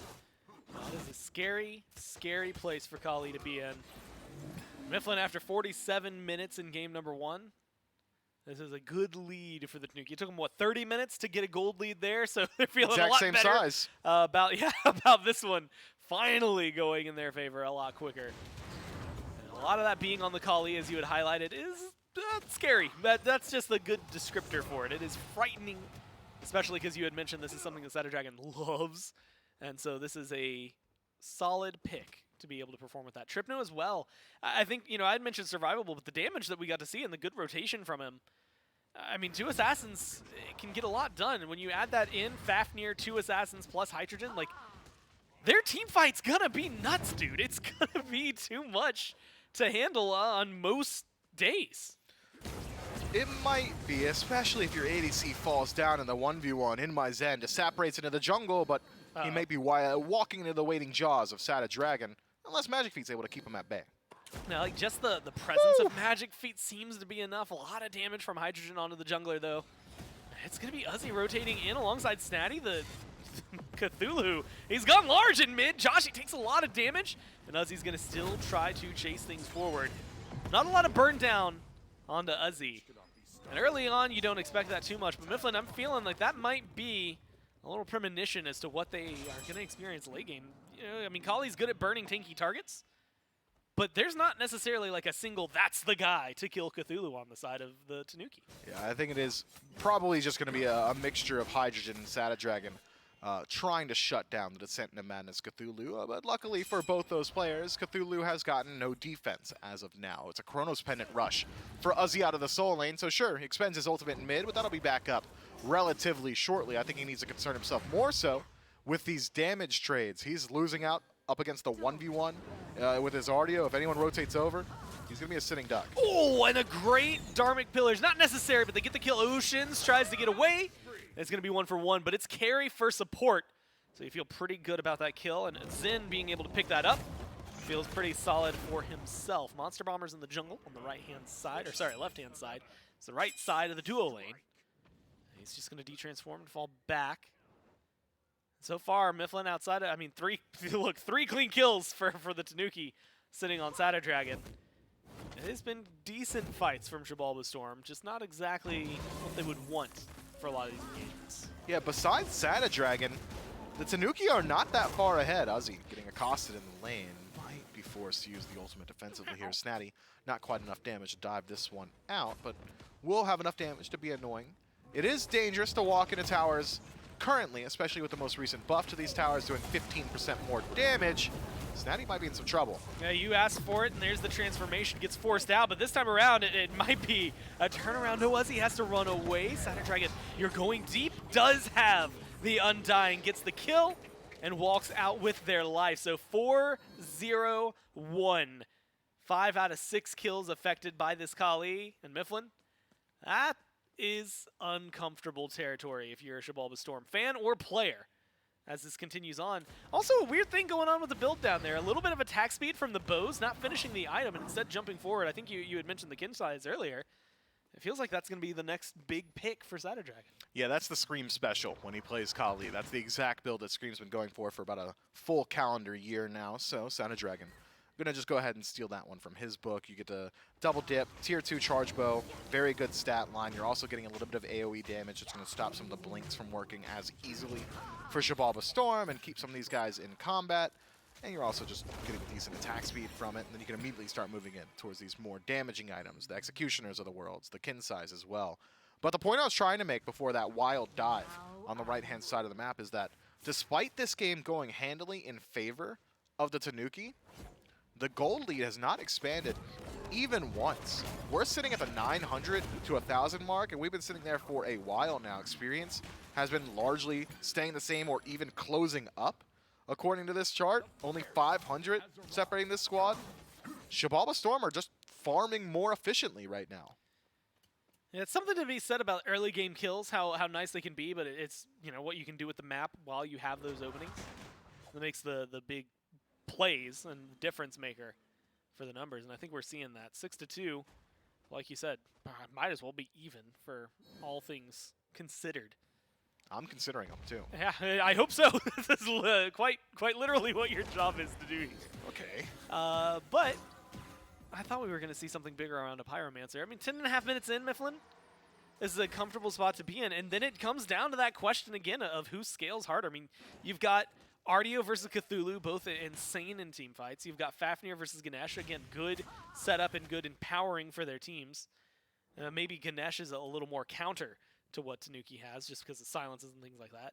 You got Kali and Set, great in late game. You've got Erlong and Kamazats, guess what? Great in late game. Soul and Hu Yi, which it just depends on whether or not Hydrogen goes for crit, I guess, to make the big difference there. Yeah, maybe. I doubt we see crit pick up here for Hydrogen. I think it's going to be his job mainly to deal with the front line of Xibalba Storm, so more so expecting like Aussie, the Executioners, the kin size, the Silver Branch Bows of the world into his build. So if we're to evaluate scaling, I think you have to talk about the 4v4 and the 1v1. And when I talk about the 4v4 and the 1v1, it's junglers in the 1v1 in these siege scenarios, and then the rest of the team up against each other. And Kali versus Erlang Shen is going to favor Kali every day of the week. You're able to cancel out that turtle form. You have death immunity. You're both auto attackers, so you have to stand in similar range to land your auto attacks against each other. So then you got to talk about the 4v4. Maybe I'm giving slight favor over to Xibalba Storm just because they have a mage, and that's all. That's the only reason I'm giving them the edge there, is they have some AoE damage to work for them. But I don't think either of these compositions are necessarily about their ability to team fight. You could argue that Descent into Madness is incredibly strong in those situations, as is Dharmic Pillars, but I'm looking at a double assassin composition on both of these teams. And if that's going to be the type of comp you're running, it's, can I find someone isolated in the jungle? Where am I getting these picks? What does that open up for me on the map? Yeah. And I think that it's going to be a little bit easier to find those picks for Yomi Tanuki because of the relative safety of their assassins. Kali with death immunity and Tripno with Bat Out of Hell, which might as well be death immunity. Now, I have a question for you. Because when I think of a lot of auto attackers, which is what the Tanuki have, honestly, it's what Xibalba Storm have as well. You know, things like the Hydenemian, you know, has been seeing a fair bit of pickup against comps like this. You know, your Witchblades, your wow, I'm blanking on Horrific Emblem's name. There it is, as we get there. Things like that can slow You're down actually attack thinking speed, of damage, things like that. And I actually see the Witchblade coming online already, so that's immediately one there for Oceans. But the other big one, and this is like the biggest relic for it, which maybe hold that thought, Monster Bomber caught out, a lot of damage being dealt to him. It's going to be Magic Feet who's in a little bit of trouble. Shadow Dragon tries to get him, but it's Tripno instead who goes to the back line. Good healing from Magic Feet's ult keeps him going. Bat Out of Hell under the tower, and it's not going to be enough. In fact, Magic Feet may be able to get something working here as he's making a rotation. But in the meantime, Joshi and Oceans die off on the left-hand side. Tripno going to get tripped up a little bit by Uzi, but it's a good set of kills for the Tanuki. And Mifflin, I was going to highlight the shells they have. You can see synchronized timers, 126 seconds for Joshi and Oceans. Didn't seem to make a big difference there. Yeah, this might be the setup. Whoever picks up triple shell just loses. 2-for-0 trade favoring Yomi Tanuki. Objective goes their way as well, and not much response from Xibalba Storm. Uzi makes a much slower rotation, gets there after. Snatty had already picked himself up a double kill up against Oceans and In My Zen, or Oceans and Joshi, rather. And Xibalba Storm aren't able to step up into 3 versus 5 to try and put up a defense around the neutral objective. So instead, Yomi Tanuki find themselves the largest lead so far for them in the set at 2,500 and have split up the neutral objectives. They can now group up yet again and start to rotate over towards this Pyromancer. When you've got a lead like this, forcing a 5-on-5 or 4-on-4 engagement feels pretty good. But Xibalba Storm are not rookies. They've got veteran shot calling, and Ocean's privy to that fact. We'll go ahead and remove that option from the map. Pyromancer goes to Xibalba Storm to keep that gap at least a little bit more controllable for the Order side. Yeah, despite the way things have gone, you kind of glanced on this, but you know, it's not a massive lead. This is wild to me. So you get the Sovereignty immediately, so no Thebes here for Oceans, into a Witchblade, into whatever he's going to go. One of the cloaks, whether it's for CC immunity or potentially for CCR if it's a Spirit Robe. Well, Monster Bomber picks up the Thebes and then immediately goes into a Divine Ruin. It feels like, theoretically, that's why he took so much damage at the beginning of the last fight. Granted, got out of there, so it's not necessarily punishing him too much. This might be the chance. Magic Feet needs to find something. No, they're just going to let that one get away. It's a leap from Monster Bomber, and they aren't going to follow up. Speaking of Monster Bomber, that's a relic we don't get to see too often. I call it the Hasten Shell or Sprint Shell because it makes you faster and also gives you shell effect. I'm not privy to the legitimate name of it, Fortifying Shell. Okay, so it's essentially just going to give you 20% movement speed and damage mitigation once the HP shield drops off, which is pretty easy to apply, very applicable in some of these team fights, especially considering Xibalba Storm have got some standard AoE on their side. So I love this pickup for the Yomi Tanuki, and it is going to be the only shell for them, whereas on the other side it is a triple shell pickup, only one upgraded to that tier 2 slot to remove some of that CDR, and that's the one that In My Zen has got for himself. But I am curious to see how well that shell is going to keep him alive against these very fast targets like Sada Dragon, who are going to be diving very easily. He does have to separate, so maybe hedging his bets on that. But Aegis could have gone a long way, I think, against a composition like this. That's and that's the conversation to be had.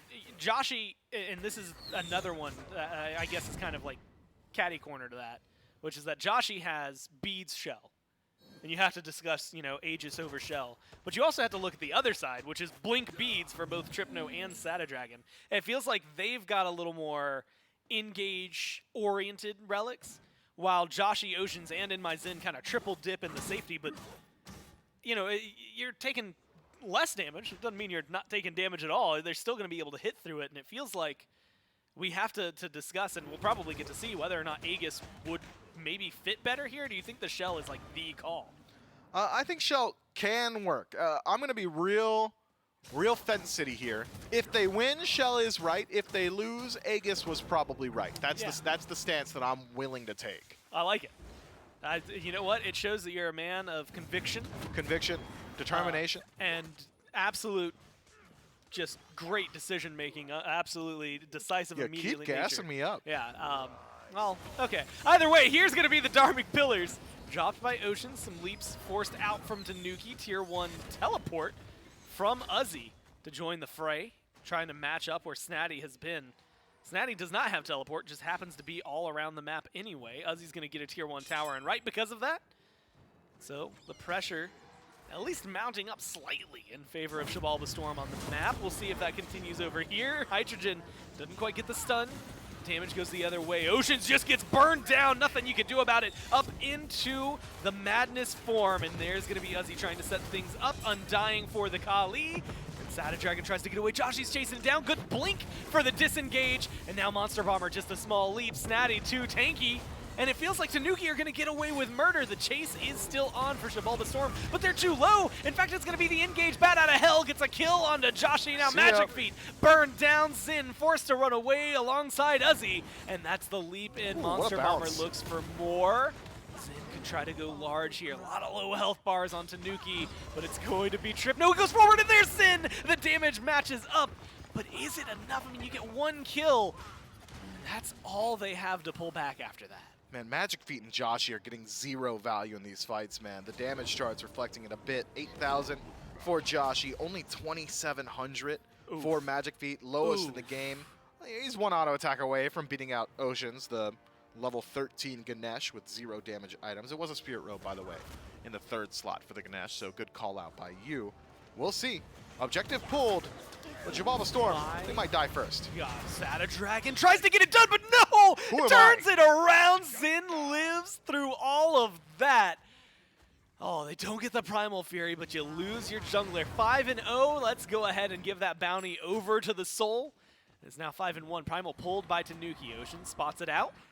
That should be the call-up. Teleport he can't do it again. From Uzi. You've got the set here. They're going to get aggressive, at least force them to pull away and reset this Primal Fury. And Mifflin, they're not going to steal it. They are going to stop it. 25 seconds left on Sada Dragon's respawn, and no relics once he respawns either. So Xibalba Storm, having reset completely, can go ahead and pull out the objective yet again. Yomi Tanuki need to answer a hard question. Do you show up here? Primal Fury started up, getting burned down. Sun's going to get dropped by Hydrogen, and now Leash is the objective. Monster Bomber burned away, and it is this AoE damage. You were highlighting it earlier. Now we get to see it come to fruition. Uzi chasing down the Ho-Yi, and he is chunking him one shot at a time, continuing the chase. Oh my god, it's more damage than maybe you need. Hydrogen tries to jump away. Good stun onto Zin, and they are going to look for the chase. No, Hydrogen forced to run. I don't know if there's a safe spot for you over there. Oceans is a little hung out to dry here. The leads are going to be good. Tripno gets the credit for the kills in. Lots of return damage. Sada Dragon has the ult this time around. Looking to chase someone down, but it's going to be the damage in return. Hydrogen finally chased down and killed off by Magic Feet. And itemization has done enough sustaining. We're going back? You're going to get Sada Dragon out of here, but you're losing everybody else. Xibalba Storm, a tragic early game, but great last 2 minutes. Yeah, I mean, Uzi got some defense, so he's allowed to play that aggressive role. And legitimately, I think the difference maker is that these are some of the first fights we've seen itemization in. this Soul is doing for Xibalba Storm what Joshi did in game 1. It's all their damage. It's all their ability to finish off these kills. And it was a massive ultimate from the Soul to separate the fight. Primal Fury's It won't low. work. Monster Bomber's here. Monster Bomber's not going to get this one. Only one Fafnir is able to steal per Highlander set. rules. Yeah, and that is going to be Oceans in game 1. So unfortunate for Monster Bomber. Has to fall back. Luckily, Satyr Dragon started up the Pyromancer. Oceans might spot this out. Surely not. Has the pillars. Sees it. Doesn't react in time. Unfortunate. So that one ends up going towards the Tanuki. So Mifflin, what, gold, 500, 600? Yeah, separating these two teams doesn't mean anything. Experience, though, has shifted dramatically to the Storm. Well, I want to break down what we just saw from Oceans. He peeks around the corner, does actually see that it's pulled out, but autopilot jumps to the left. You can't stop your momentum mid-jump in Smite, so he just has to keep moving left. And then we saw him think to himself, well, maybe I could have stole that. Walks back to the right and just can't do anything. It dropped down a little bit too quickly. So funny little micro play from Oceans. Removes the chance at a 50-50 on the Pyromancer, as In My Zen is surrounded. Yeah, they want this kill. There's the Suns, there's the Shell, there's the Bees, God, there's the what? damage! That's what you need! You get the 1-for-1 trip. No, it's taken down. Ocean's rotated in, and he's buying time because Joshi is on the way. Satyr Dragon's here, though. Both relics about to be back up. That seems to be enough to go ahead and pause this. Uzzy, meanwhile, doesn't care about the left side of the map, is pushing a wave into the tier 2 over there, has the teleport in 10. Doesn't seem like they're going to need it. Yeah, not much on the left side of the map to care about right now. Are you defending a tier 1 tower? I guess. I mean, that is global golden experience, but it's not a lot for Yomi Tanuki, and the Primal Fury is a good ways off the respawn. So I agree with Uzzy, just farming up the right-hand side of the map, getting a little bit more defense available to himself, backs for the mid-Guardian mail, as well as finishing up some of his relics, now persistent teleport available to him as well. So, net wash, I suppose, carry for carry. Massive bounty on In My Zen, though, so whoever picked up the kill on him probably able to head back to base and finish up a couple of items. We got a moment respite, is that what you said earlier? An oasis in the desert that is this game, where we can look at some of the builds for Yomi Tanuki, and I like what I'm seeing from Hydrogen specifically. It's something I thought we would see. It's the tank shred. It's the ability to line up against Uzzy and say, hey, so we're fighting. I don't care if you're descended into how much madness, because Kin Size and Silver Branch do a lot. Wow, Fire Giant started up. Uzzy goes in to disrupt the fight, but look at that, exactly what you called. Uzzy gets shredded down. Fire Giant picked up again by the Tanuki. It's low. In My Zen, not going to be able to get there in time for that one. Gets some damage onto the Kali, but has to get out of there. He might be dead. Putting in a lot of work. Snatty is going to get the stun, get pinned. I think Zen's going to be okay. We'll see. Good ult, but not enough to kill off Satyr Dragon. Magic Feet bats away. There's the Dharmic Pillars, but Magic Feet doesn't have the chase down. Satyr Dragon gets away with the kill. The Fire Giant and can rejoin the team. They knock down a tier 2 on right and continue their aggression. Gore, did you see the damage charts? Yeah, Magic Feet's at 3,800 still. Oh my god. Yeah, he's at the bottom. You said that, and I was like, what am I looking at? Yeah, yeah, Zen's nuts, and you know what? We'd be seeing it more here if he was alive. Unfortunately, 30 seconds until that's back. Magic Feet's got to go big. 4,400 still at the bottom, and forced out of the engagement. Tripno goes down. It's all Joshi one more time. Almost kills off Hydrogen, but Hydrogen stays alive and even turns it around to get a double. Magic Feet has to watch Uzzy live, teleports in deep, and gets rooted in place, gets killed too quickly. And what could have been a defense instead turns into an opening for the Tanuki. Magic Feet refuses to tarnish the KDA, man. He just won't walk up and take fights with his team. Still bottom of the charts, and In My Zen on the respawn might be enough to deter Yomi Tanuki from stepping into the Titan. I bring up In My Zen there because I can't imagine that Magic Feet is even on the minds of the Chaos team, because my man is a non-factor. At this point, he is not tanky enough to walk into these fights, and he doesn't deal enough damage to 1v1 just about anybody. I'm having some fun at his expense, but truth told, Erlong Shen from behind is one of the hardest gods to play because you're so committal in these fights that it's, okay, I turtle formed in, but I'm not ahead enough to take the engagement, so I'm just going to die. So he just doesn't do anything instead. That's tough for an Erlong. That's tough for Magic Feet. We are approaching late game. We are approaching 6 slotted for him, and it looks like it's going to be even more damage picked up in the build. Gotta think defense would help out here, though. Yeah, a little bit. I mean, he won't walk up because he's scared of the damage, right? So, like, what's the point of having damage if you're not going to walk up? Or what's the point of having damage if you're not dealing any in 26 minutes? Yeah, that's what I said. Yeah, it's just like. Again, you know, maybe harsh, but at this point, it's 4,600. Like, you're 1,000, 1,100 damage less than a Ganesh. Turtle form plus pin probably does like 700 right now. Yeah, you would be able to do a lot. Plus, I think he only got a few hundred from that last fight. We'll see how much that changes. Just remember the number 4,600. Magic Feet going to be hanging around. The tier 2 tower over here on left goes down. The team backs up. Mifflin, this is where things get different to me. Zin's alive. Yep. I don't think they get away with it as easily with Zen being alive. Yeah, but Zen's playing Soul and not Merlin, so the base defense not as strong as what we saw in Game 1. Can Joshi step up here? Snatty takes a lot of damage. Sada Dragon goes in. There's going to be a good Dharmic Pillars. The damage is good on the Kali, but the Undying is a little bit better. They just need the last hits. Sada Dragon jumps out, but does not live. Joshi, credit for the kill. They're chasing him down and looking for the burn. Uzi disrupts the fight perfectly, and now it is a surge forward for the Storm.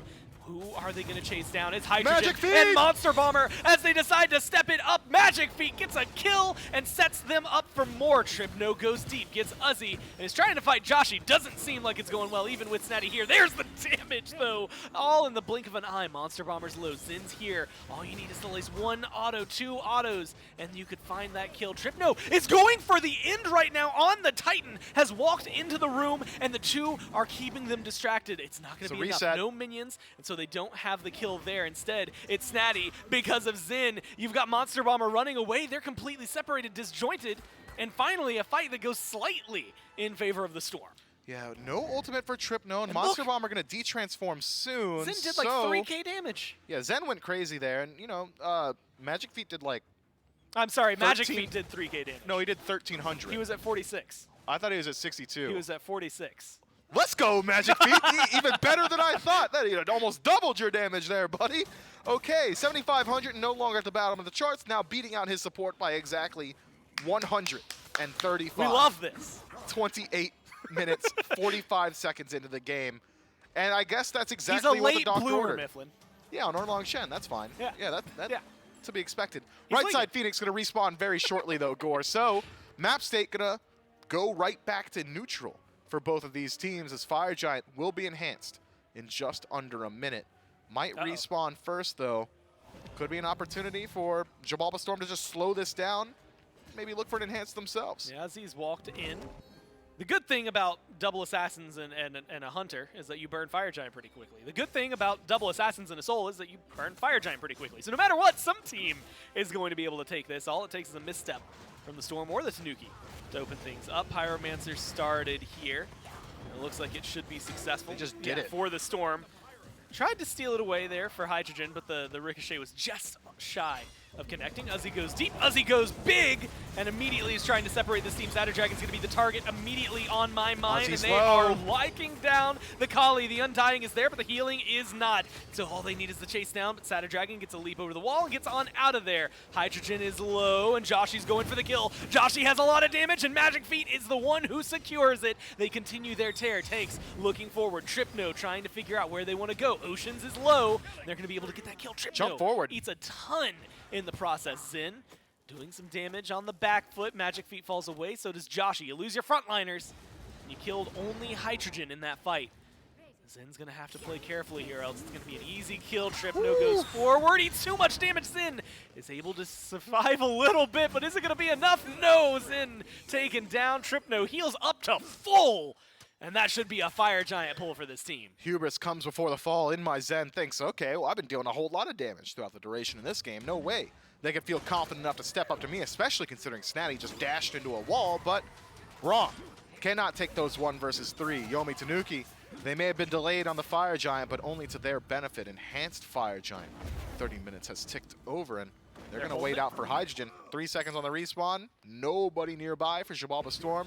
Great play for Yomi Tanuki taking that team fight. And I think it was just a over-eager engagement for the Storm. Uzi blinks forward, tries to secure some form of CC, just dies to the damage of the Tanuki.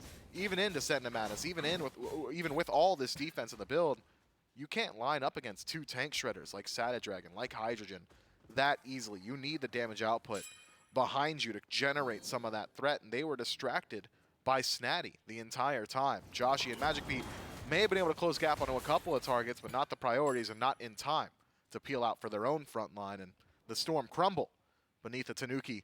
But just for a moment, we've been here before. For you Storm fans out there, we've seen what the base defense can be. It comes down to the damage output. It comes down to In My Zen and whether or not he can find value in these fights. The ultimate from this soul might just spell a dub or a loss for the Storm, and I think the Tanuki have realized that. If they can just bait out some of these impactful cooldowns, play it slow, play around your Fire Giant, use that HP 5, the healing from Ardio to elongate these battles, could be an opportunity. Or maybe the Storm go for the Hail Mary. Yeah, well, Hail Mary might be the call. Looks like they were waiting to pounce a trap. The trap gets pounced, and it doesn't find anything. In fact, Tripno's on the other side of the map. With Enhanced Fire Giant and a full wave, that should be a free Phoenix on that side. Tripno's already tried to end the game on their own. Just 2 minion waves. You did it again. Something's going to happen there. Hydrogen jumped away. There's going to be the engage. Uzzy trying to lead things forward. Storm's Titan is under attack. Tripno is going to come up behind them. Sada Dragon's low. Hydrogen is low. They need to get aggressive and they need to get in there. There's going to be good ults. There's going to be good damage, but there's no kills online just yet. Uzzy gets that. Tripno again joining the fight a little bit late, but is he going to lose too much of his team in the process? 2 of the biggest carries for the Tanuki are taken down, and now the attention has been drawn. Monster Bomber, Tripno, and Snatty caught in a wrong spot. Can't retreat where they want to, forced to fall back and figure out where they want to go. Tripno, he's in no man's land. Joshy's closed the gap and done a ton of damage immediately. This Camazotz has an opportunity to take the 1v1, but it was only a split second until Uzzy and Magic Feet got involved and shut him down. 3-for-0 trade favoring the Storm, but in trade for their right Phoenix. That's probably the least impactful Phoenix for subsequent Fire Giant defenses. So certainly worst position have been in for the Storm. But with all this time to play with, 45 seconds left on Tripno, 15 seconds left on Sada Dragon and Hydrogen, the Storm have an opportunity where they can try and push in and keep Yomi Tanuki on the back foot. Don't allow them to regain their balance.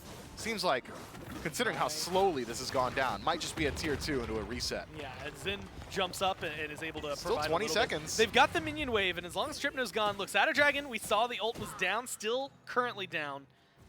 It doesn't seem like that's Somebody enough help for them to get aggressive. Zen's getting aggressive on. Snatty's trying to lead the way alongside Monster Bomber. Hydrogen, Sada Dragon going to join the fray. Uzzy's right behind them. There's the Dharmic Pillars. It's looking like a turnaround potentially for the Storm as they look to isolate and separate the fight. Sada Dragon's going to be alone, surrounded by a tank. Now each carry has 1 playing protector. And that seems to be enough. The Storm, as you call, get the tier 2. Nothing more. Fire Minions, on the other hand, going to get some good damage out there. I mean, yeah, I guess Joshy goes back to deal with it, but Teleport not being up on him means it's going to be a little while before he can join the fray again. Yeah, no way. Sada Dragon no in way. first.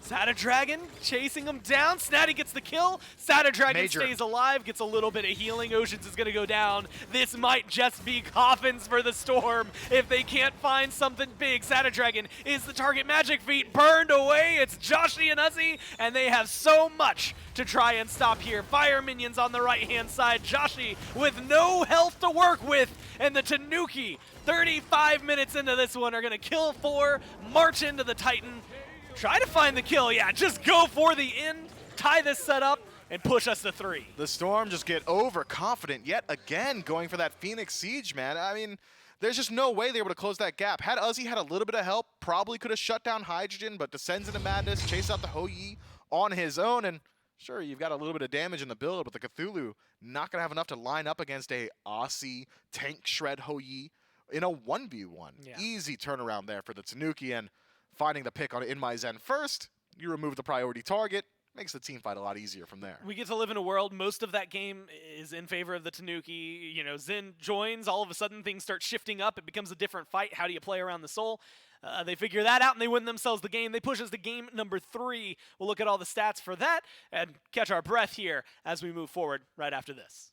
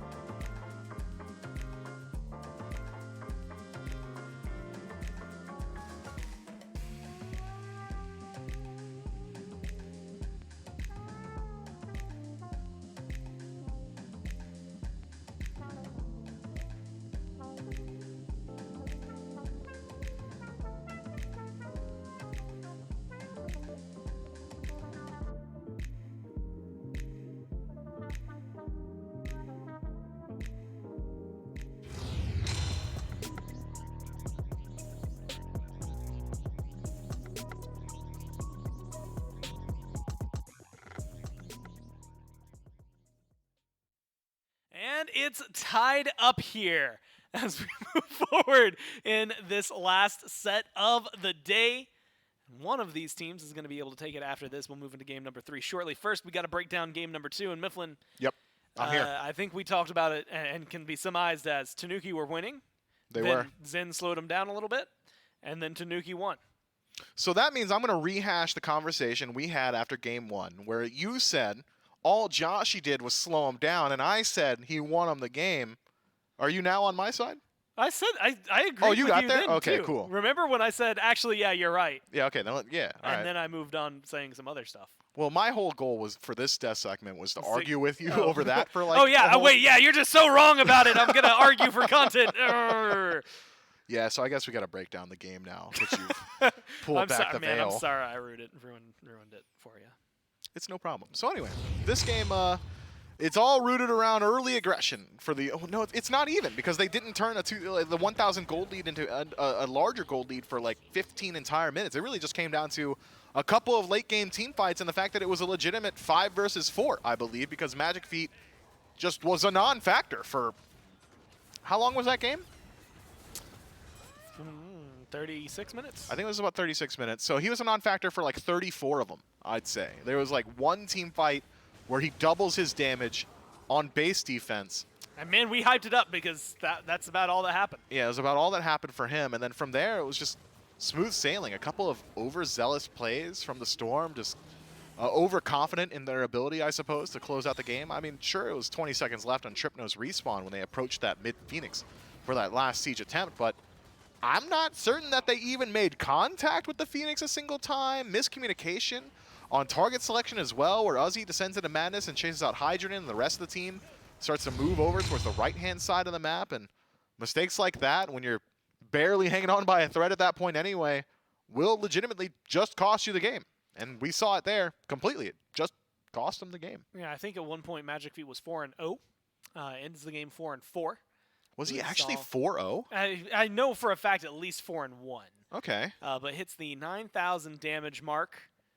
Yeah, Lowest in the game. Yeah, a little lower than what Oceans was able to put up. 31K from Yeah, Joshy. both supports beat him. 41K from Zen. And I think they were able to put up a lot of damage. In fact, they have the top 2 damage in the game.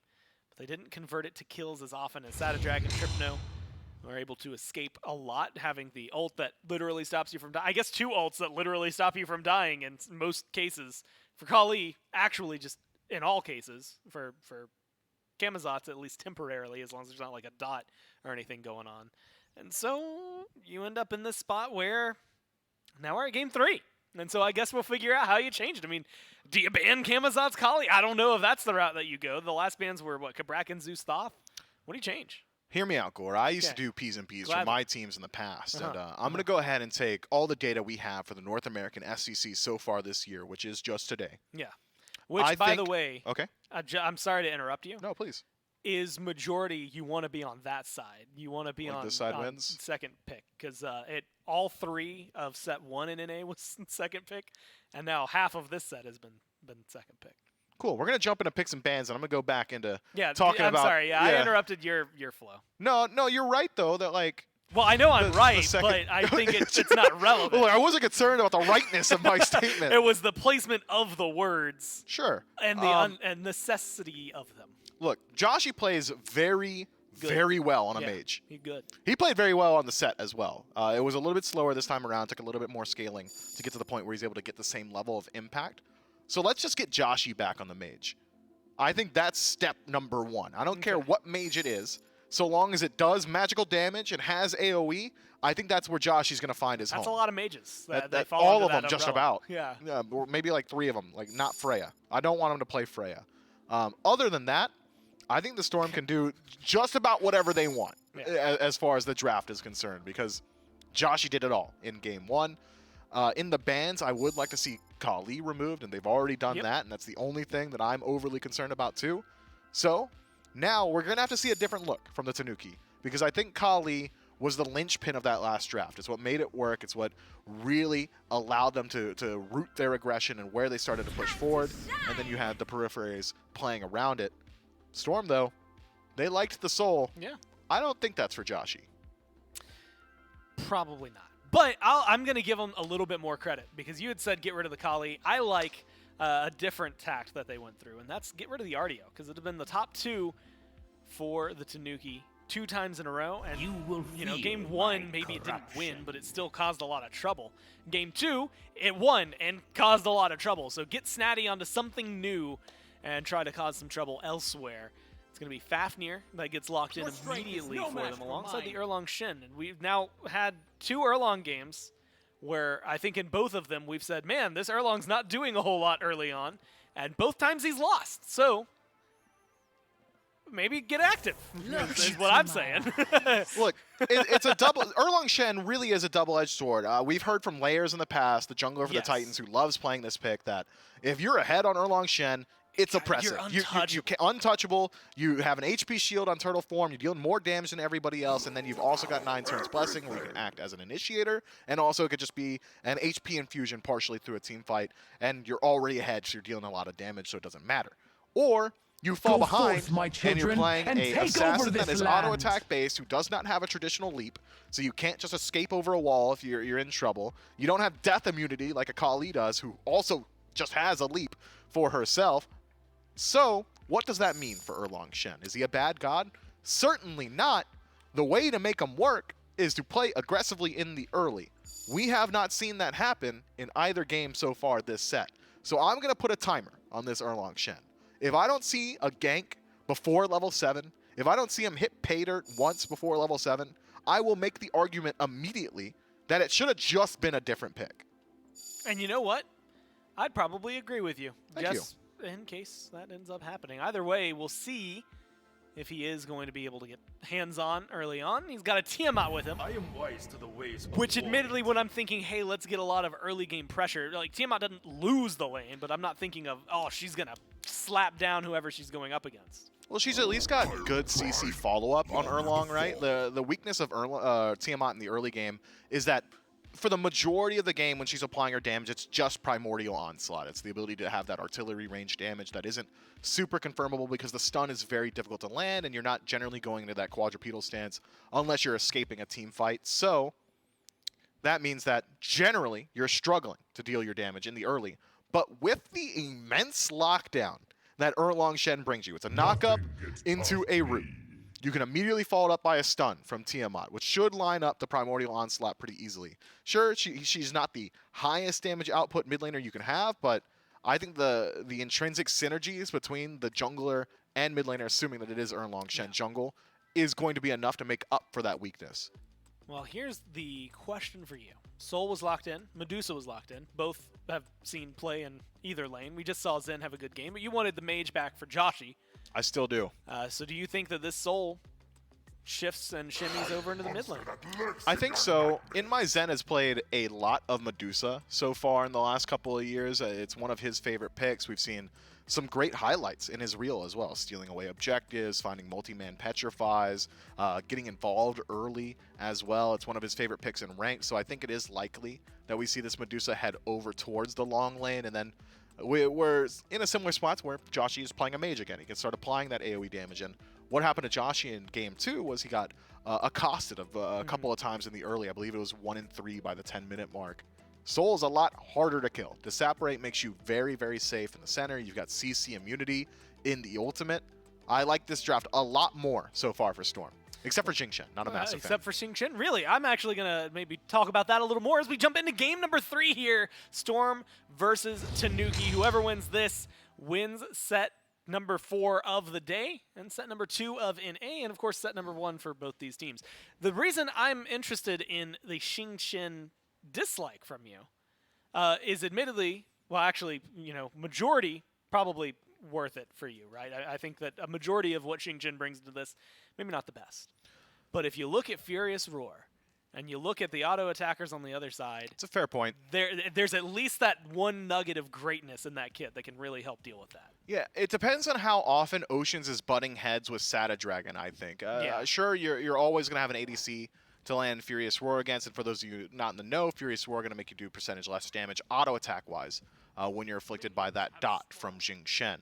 So, up against something like an Erlang Shen, you're going to find a lot of value, I think, especially limiting him in the early phases, but In both games so far this set, we've seen Oceans largely relegate himself to the duo lane for the first 5 to 6 levels. And I think that a Mannequin Scepter, Erlong Shen jungle is likely looking to get involved before the supports rotate out. Eventually, you're just a Jing Shen, who is incredibly hard to kill because he's got a double leap, a CC immune ultimate, and a good form of consistent CC. But I just don't think that he is one of the highest priority picks in the current meta. It feels like a concession to go towards him. But you are right to bring up that he has good matchup against these auto attackers and should limit some of the objective burn, considering that auto attackers have been double dipped for Yomi Tanuki thanks to this Fafnir. I kind of want a clip of you just saying you are right. I like that. I say it all the time. You're right all the time. Well, yeah, sometimes. I also go off topic a lot. But we'll figure out whether or not that's going to be necessary this game. 1 minute in. Cerberus was the lock-in here for Uzi. Again, another pick that in my mind is a very Uzi pick. Not necessarily super meta. And he's going up against the Camazotz Mifflin, which is not exactly the I want to say standard solo laner. I guess last year kind of made him a standard solo laner. And this is a matchup that, at least when we watched him, I believe Cerberus, I can't remember if it was the qualifiers for the SCC or if it was the SBL plan. But one of the two, he just lost like every game he was in. I mean, he did not perform up to the standard that you'd really want to see, especially for a solo laner. Yeah, expect Uzi to take a very similar approach to what we saw in game 1 of this set, in that he's not really playing a god that's going to win this lane matchup. He's playing a god that can rotate into a team fight. Oh, okay, it's literally the exact same as he just stands in his tower, taking up these archers. He's playing a god that can rotate out and make an impact in the team fight. Stygian Torment, Ghastly Breath, all that. Paralyzing Spit, so good to burn away those beads. So good to start up these engagements. But up against a Camazotz, you don't clear as quickly. You don't take the 1v1 like boxing match as easily. And you're not really putting a lot of threat on the Camazotz's life, because Bat Out of Hell invalidates Stygian Torment. And Snatty has also got a beads for himself. So the rest of his team also has beads. 5 picked up for Yomi Tanuki. That is that's a heavy investment is the way I would describe that, right? I mean, everybody having that Seta Dragon doesn't have like a blink to be able to engage on, and you had kind of mentioned earlier that there's no traditional leap, and you were using it as a, so when you get caught out, there's no way out. But that also means there's no real easy way in. You could mink in, you could turtle form in, but it is a little more noticeable than a blink. So maybe that slows down a little bit of the jungle. You had given the timer, what was it, 7 minutes or level 7? Can't remember either way. Level 7. Level 7. Well, we're a majority of the way there. It's at level 5 now.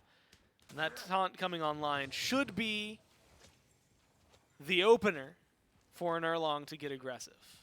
Should be. I mean, 5 beads makes sense, right? Like, sure, you probably want blink on something like an Erlong Shen, especially with Mannequin Scepter, but Fenrir? yeah, specifically Fenrir in the jungle, I think. Everybody has to be concerned. It's not as if Oceans is playing it, and he's going to be on the left side of the map for the majority of the game. It's in your jungle, so Magic Feet can be anywhere, and Ragnarok is going to kill anyone if they don't have CC immunity available. So, no arguments for me from Yomi Tanuki.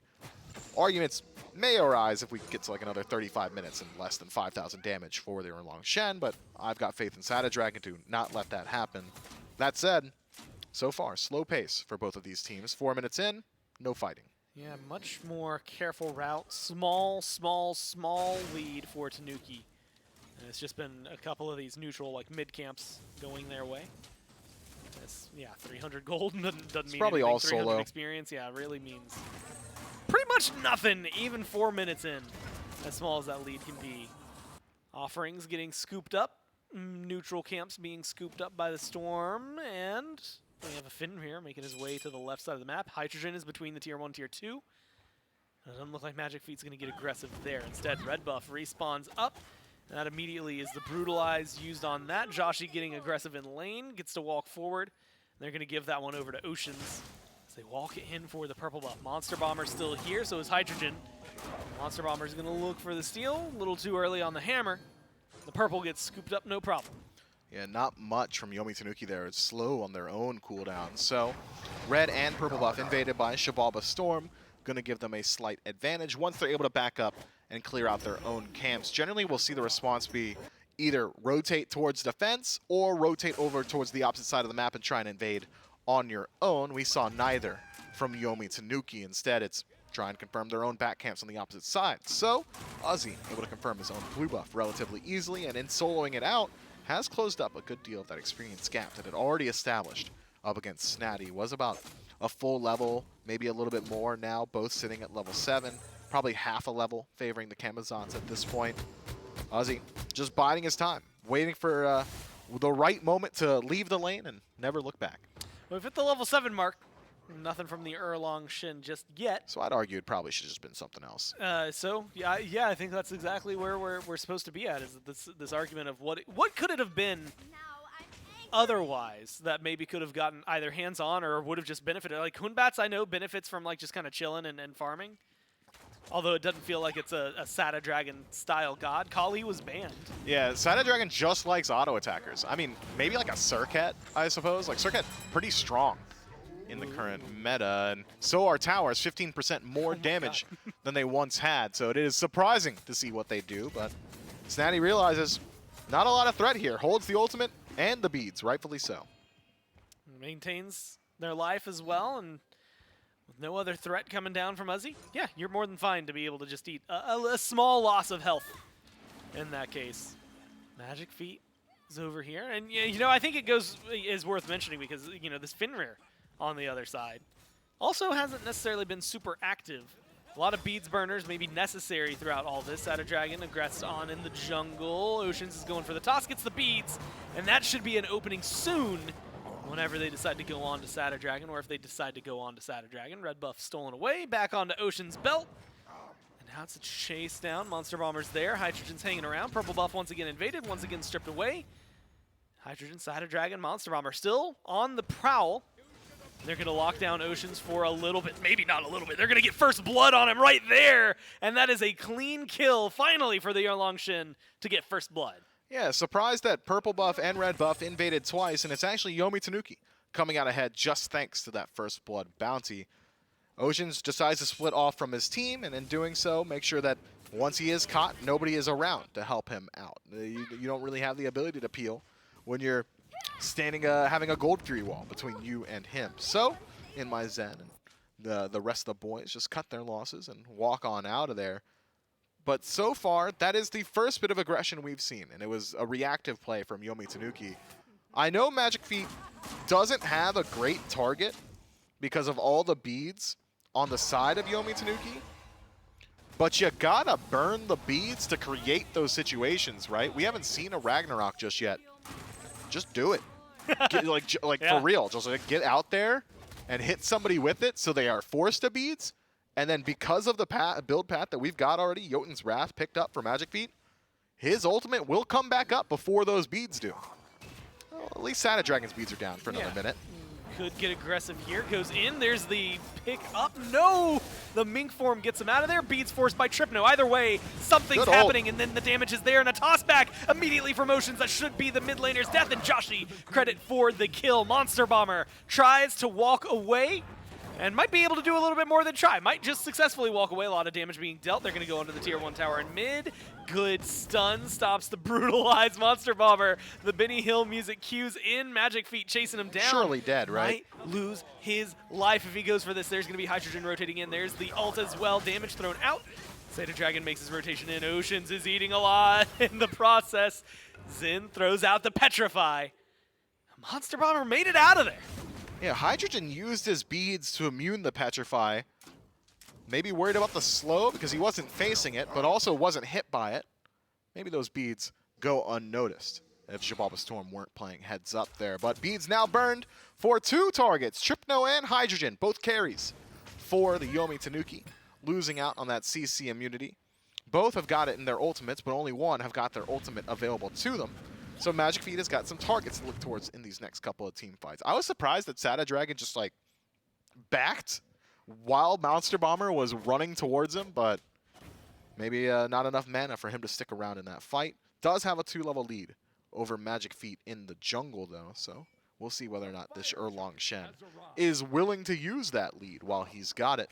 That said, I know Fenrir's behind. I know he's just now ticked over to 10, and we're probably going to see Sada Dragon hit 12 relatively shortly. I don't think Magic Feet has got time to farm, though. He's got to get involved and make use of these lacking beads from both Trypno and Hydrogen. We'll see if they can get aggressive. That's been the want for a lot of this early games so far, and I think all three at this point. And so far, haven't seen a whole ton of it. Uzi as well, when he joins the fray, I think is going to become a big threat for those beads. You know, we mentioned that there's 5 of them, and there's 2 big players, I think, in the mid lane now that are going to be causing trouble for it. But Uzi comes in, all of a sudden you've got a 3rd ultimate, and you know, you're burning beads constantly at that point. But like you said, Magic Feet, when you've got this ult, we can see the timer down there for Trypno. Maybe that's going to be your target for the current rotation. Hydrogen over on the other side could be an easy pickup, or just burn someone else's. Maybe harping too hard on the jungle. SatterDragon 1-0, 2-level lead now for the Erlong Shen, and has gone immediately, Mifflin, into the Magi Cloak. So, you know, CC immunity is going to be maybe not abundant for them, but at least up more often than just the beads timer. Yeah, and it's going to allow him to stick to his targets a little bit more easily. It's going to be very difficult to peel him off as Uzi takes the 1v1 up against Snatty, who is completely healed up from that leap, and Uzi's on the wrong side of town. That should be his life. 1v1. Going over to Snatty, soloed out. Immediately gets the kill. Gold Fury started up. Pyromancer plus Solo on one side. And you had called it earlier, the classic Smite trade out. Hey guys, there's a lot of people over here. Do something on the other side. They get themselves a Gold Fury. And you know what, Mifflin? Keep things pretty much balanced. Slight lead for the Storm. And that's about all they have going for them. The kills still in the 3 count going into the 12-minute mark. Gore, when games have a slow pace like this, generally I'm casting with Dave, I've realized. But I've come up with a fun game to just keep engagement up. Okay. So chat, feel free to participate. It's all for bragging rights. Who do you think's going to die next? Who do I think is going to die next? Yep. On the board. Yeah, everybody's got This is beads if you're thinking about that. Oh, do they? No, Oceans doesn't. Yeah, I mean, but everybody who's got beads have them up. Everybody who's got beads though. Yeah, that's what I'm saying. I think I would put money. Let's see. He was you'd put money. Well, no, not like actual money. You said this was all for bragging. Well, yeah, but you said money. Well, yeah, but that's just like a phrase. Okay, yeah, sure. And yeah, I'll pay you, but I don't mean it. It's just a phrase. Apparently, one that you're in. Well, it's like I would put money on. Okay, sure. I'm not going to. Well, then you wouldn't, is what I'm saying. Oh. Well, yeah, I guess you're right. Stop stalling. Take your pick. Oceans. Okay. Oh, wow. Real adventurous there, Yeah. Gore. I'll go with. You took mine. Oh yeah, I'm the one who's not adventurous. Yeah, I'll go with Magic Feet. Crazy that we both went Storm. Yeah, I honestly Magic Feet was a second. It was gonna be. Oh, like, dude, he's done. Maybe. No, SatterDragon. Where does that taunt? It is off the mark. And I think you are absolutely happy. And my Zen could get aggressive here. You called out the Petrify, didn't work out too well. Oceans, he's going deep and he's going for the root, trying to force something out of this Tiamat. Does get the beads, does get the Aegis, and now the chase is on. They're going to go in. It was Trypno who died next, but will Magic Feet fall shortly after? That is the question. The stun is there, close. And the answer is yes. 1 for 1 mid for jungle. They get the red buff as well, I believe, scooped up by Joshi. So a small invade, somewhat successful for the Storm.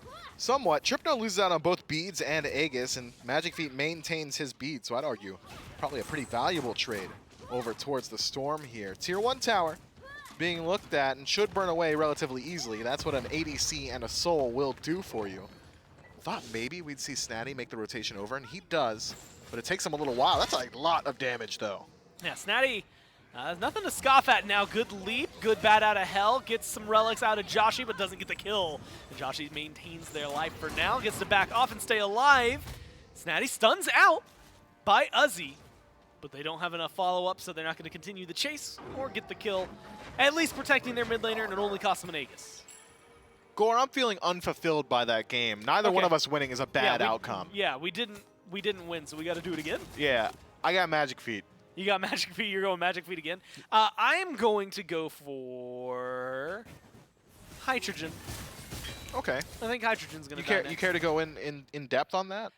Really, I didn't want to be boring. Is a hefty majority of it. I wanted to be a little more adventurous because you said I wasn't very adventurous last time.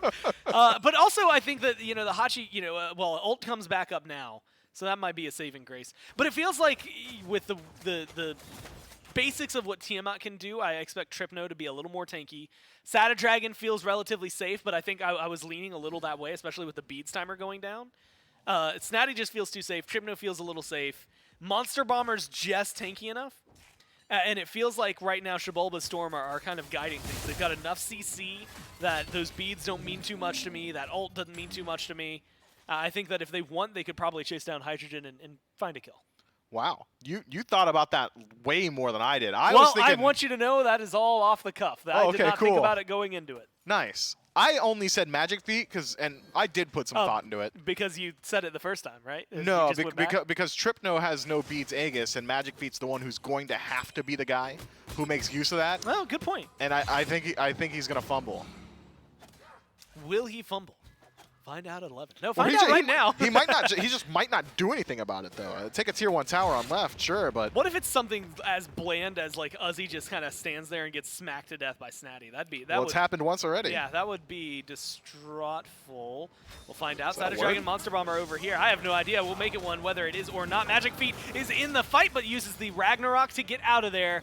Petrify thrown out as well. There's going to be Oceans looking for a toss. Here comes Tripno. Tripno comes into the fight, and they're looking for a Magic Feet kill. It's going to be Oceans instead. Serious? I should have gone back to the support. We'll see. Ooh, how huge this works ult. out. What a great ult from us. He gets 2 and pulls him back in. Hydrogen is low. Hydrogen is taken down, and it's going to be Magic Feet who gets the kill. Now the Brutalize onto Sada Dragon canceled out, and the run back from the Storm is there. Joshi comes in a little late. Maybe didn't get the memo that they were backing off, and Snatty comes in the latest of them all. Bat out of hell, trying to chase down 3 low health bars. But is it Snatty One who's more too auto. far? He gets the auto onto Magic Feet, gets the kill. Joshi dies into the tier 1, and now it's going to be Uzi who's getting chased. Him, Zen, the only 2 remaining for Storm. They're going to make it back to the base. 3-for-1 trade, favoring the Tanuki. Only Fury respawn as well. There are already minions in the tier 1 tower, so I think Snatty's not really needed for the objective. He could just go over towards the tower itself. He's going to go over to the Gold Fury, though, so that's cool. Nobody's going to get past him, I He guess. gets that red buff. Oh, yeah, that's better than the tower. Corey, You didn't sound convinced there yourself, man. Yeah, you got to back me up. I'm not convinced, so you got to convince me. Well, you know, admittedly, think about it this way. They've been getting a ton of red buffs stolen away. Okay, got it. The Yomi Tanuki. So they haven't been able to hold on to those. And they finally get not only 1 pack for Snatty, they get their own, and they get an Oni Fury Mifflin. Feels like it's going to be worthwhile. Maybe not as grandiose for the team as the tower, but it is going to be a nice change of pace for them and a little power punch for Snatty. In my Zen, setting up a bit of a gank here. Does Hydrogen know? He's playing super far back. My man hit the max range auto attack with the first ability from Hachiman and then dashed away. I mean, I don't even know if Zen like turned the corner just yet. Hydrogen, he was like trying to walk around the corner to catch him out. Yeah. Hydrogen was already running away. Yeah, he had already EI jutsu'd halfway across the map. That was, I guess his spidey senses were tingling because he wanted no part of what was happening there. Yomi Tanuki, though, probably would like to start up this Pyromancer, force another engagement, especially if they can catch out Magic Feet here. They're going to get a little bit of poke. There's the jump in from Snatty. Oh, but they're going to go ahead and pause that one, pull back, and go for the Pyromancer. Oceans is here. Oceans is stunned out, and I don't think Oceans is going to be able to get out of that one in time. Again, maybe looking for some CCR later in the build to deal with something like that, although it's only mainly single target on the side of the Yomi Tanuki. So maybe not too worried about the CC that he's going to throw their way. Mifflin, Yep. 19 minutes in, 9 kills. Yep. And about 2,000 gold separating these teams. I'm getting deja vu. Yeah, we're sitting in a very similar spot as to where we've been the last few times. And if I remember correctly, Joshi went super big in Game 1, a very similar position, although in Game 2, we saw the Storm just fall apart from this point forward. Yeah, which one do you think we got in Game 3? You think Joshi goes big or the Storm fall apart? Okay, Those are the only options. This is the next version, the next escalation of who's going to die next is what. How does the game end? You want to play the who wins game? Sure. You want first pick? I mean, what if we just agree though? Like, what if we Oh yeah, we can agree. I think it's Tanuki. Okay. Well, you think it's Tanuki who wins? Yeah. I was gonna like 3, 2, 1, and we could say it at the same time. Cool. Who do you think? Well, you said Tanuki. Hold on, let me think a little bit on this. All And right. I'll think out loud. No, oh, yeah, that's casting. Unless you, well, is it? Yeah, I guess it is technically. They've got a 2K lead. They've been doing pretty well. Beads are up for everybody, and they haven't really been pressured a whole ton. They've got good damage output. As time goes on, you get more damage from Hachi. Oh, you're talking yourself into it. Tiamat looks really good. But on the other side, you've got a lot of beads burners. Joshi, I think, has a lot of damage potential still yet to be seen. Just finished like Charon's. Should be going, I'm going to guess, as Arata to Hootie, so You're that's talking be a huge yourself out of it. power spike. You got all your relics available. Next team fight. And a toss-up, I think, goes to the Storm. That leads to a Fire Giant. I'm going to go Storm. All right. I went Tanuki just because they've been winning every team fight up until now, and they've got a lead. And I'm just a huge fan of like history as an indicator. So. Oh, I thought you were gonna say you're a huge fan of Tanukis. Well, no, they're not real. They're like reindeer. Wait, or like aren't zebra. Reindeer real? Aren't zebra real? Like narwhals, dude. They're not narwhals real. are real. They're like birds, man. They're not real. Oh yeah, okay. Well, I can get behind you on that one. Yeah, those are drones. Yeah, surveillance system, right? Like, why are there so many pigeons in New York? Yeah, the last bird died in 1986. And Mifflin's been keeping track ever since. I sure have. Right side on the tier 2, and they're gonna push forward. Good call from you and from me to start moving back into the game. They knock down the tower. That's some gold you might have been for right. the Storm, but can they withstand the fight afterward? Apparently the answer is yes, because Mifflin, there's not much of one. In fact, Oceans is the one who goes in. He looks for a little more. Gets the bat out of hell from Snatty. And has not used any ults otherwise. Bead's still up for everybody on the Tanuki. So we walk out of that with Snatty -1 ult. And 1 tier 2. Yeah, Bead's up for everybody in the game, but Xibalba Storm come out ahead because they got an objective, and Tanuki don't use anything. I heard a blink, but I didn't see it. Where did that blink just come from? Was that? That was Oceans. The teleport from Uzi? No. Oh, it was a teleport from Uzi? It was either the teleport from Uzi or it was straight up the sound of the offering. Understood. Let's see another siege attempt from Xibalba Storm, and where are the Tanuki? Well, that's the question. They're on Magic Feet right now. It's not doing too much, though. They get about a third of his health bar. They'll lose the tier 2 in response to that. They did get that speed buff, though. Crucial 22 minutes in.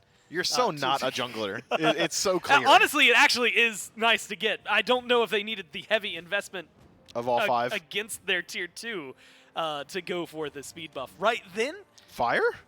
And they're walking to the FG pit. It's pulled. And Mifflin, they're starting They transformed. the FG, and Monster Bomber is a dragon, but they're going to immediately cancel it and run away. So that is a waste. Yeah. Is it too late to change my answer?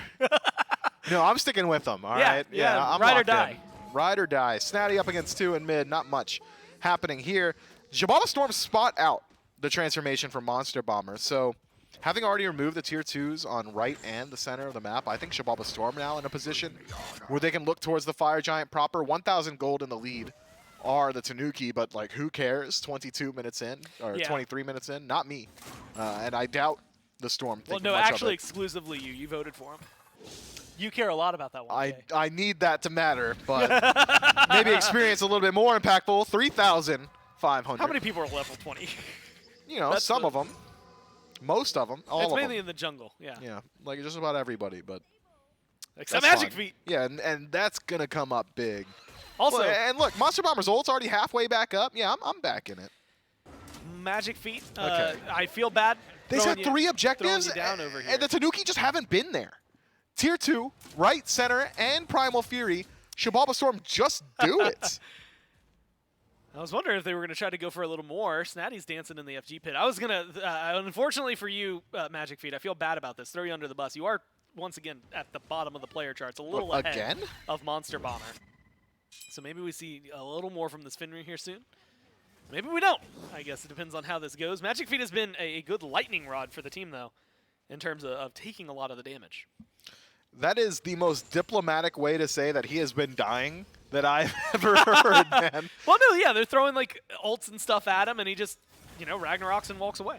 All right, we'll see if that's the plan. Hopefully when he Ragnaroks next, he can pick somebody up with him, is what somebody who thought Xibalba Storm would win would say. But I think Yomi Tanuki are going to win, so I don't think he's going to pick anybody up. Pyromancer being looked at by both these teams, and Yomi Tanuki just step up and retake the defensive positioning. Xibalba Storm, they They split like a Yeah. tree. Do you remember how 3 Oh, objectives? you let that slide.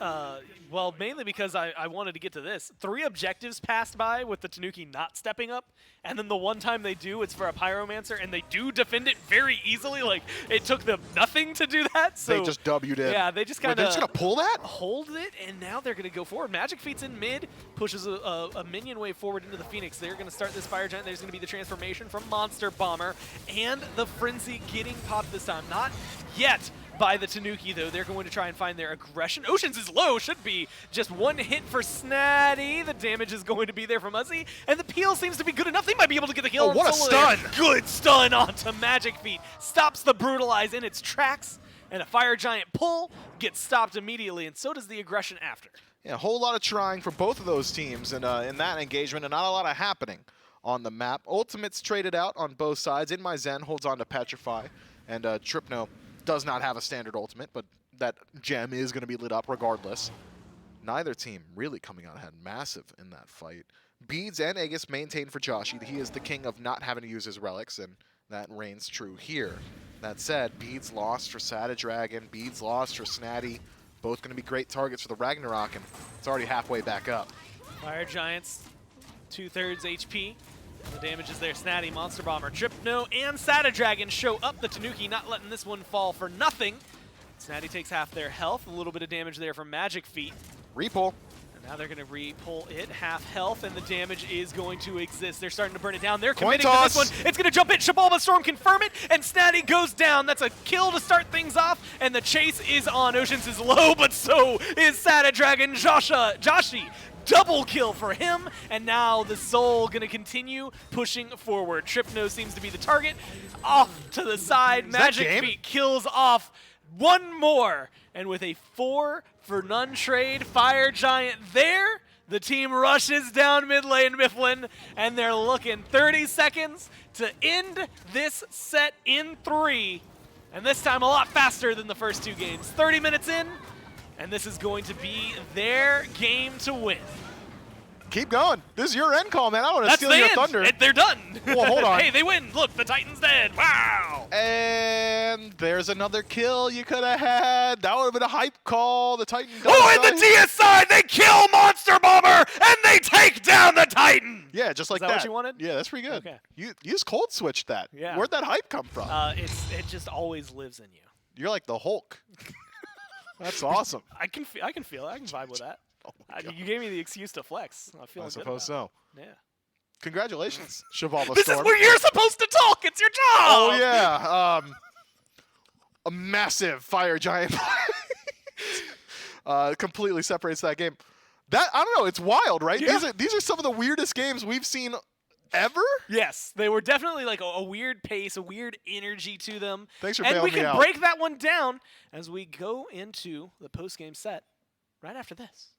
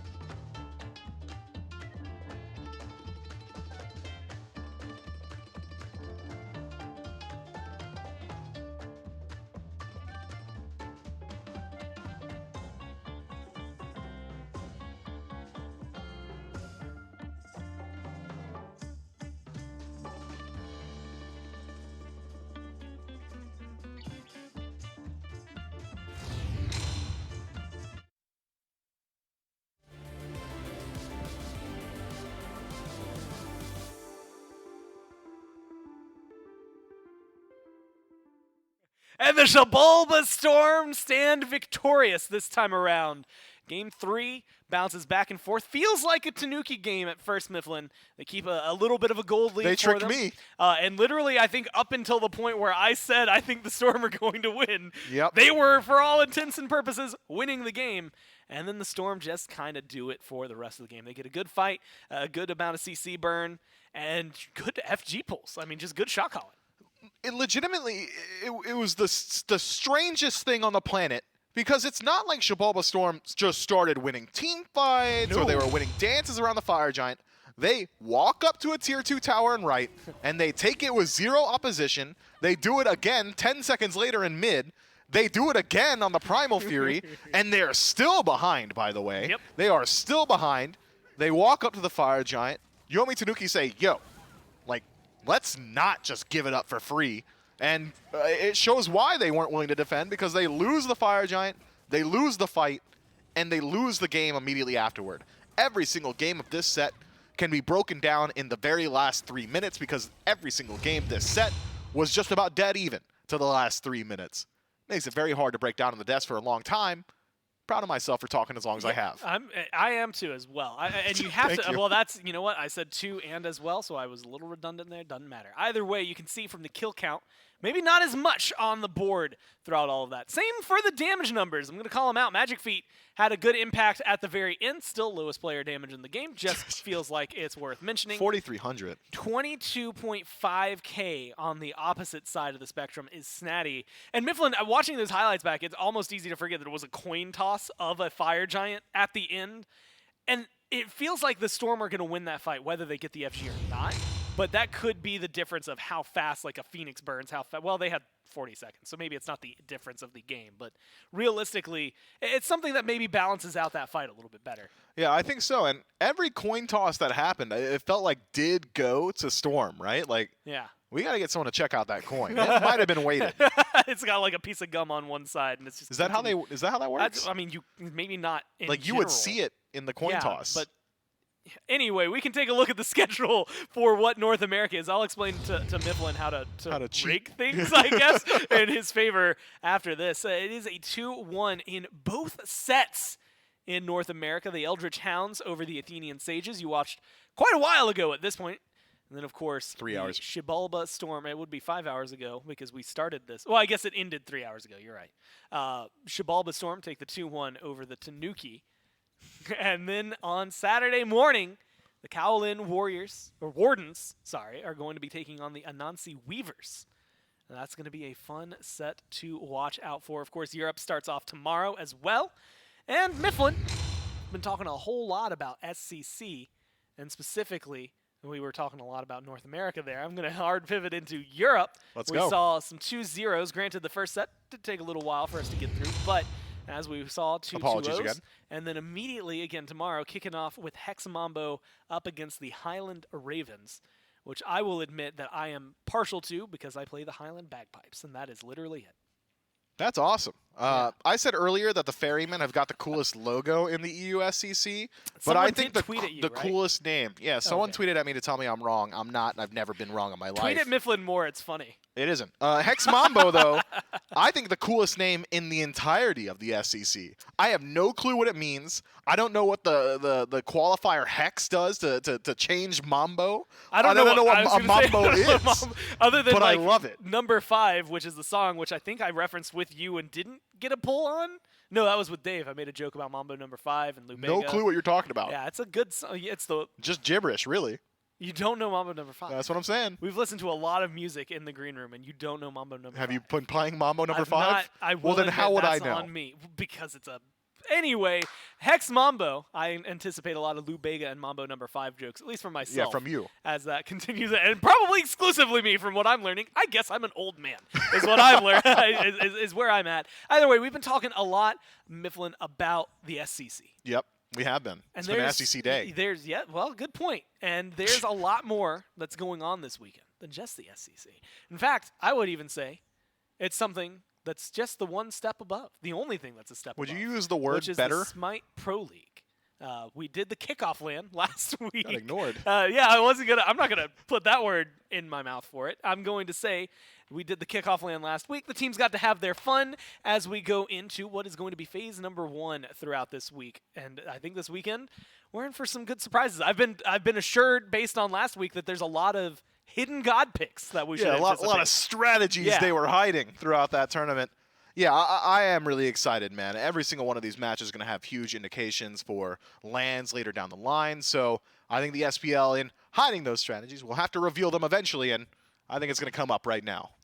Well, soon. Either way, we're going to be looking at, I have at least the schedule in front of me, and you'll get yours relatively soon. Kings and Leviathans are going to be kicking things off for us that's cool. Tomorrow at 1 p.m. That is a huge set. And the Kings, they don't have an easy week, Mifflin. They're actually in the game of the week that's going to be appearing for us on Saturday, the Kings versus the Bolts that they're going to be playing up against.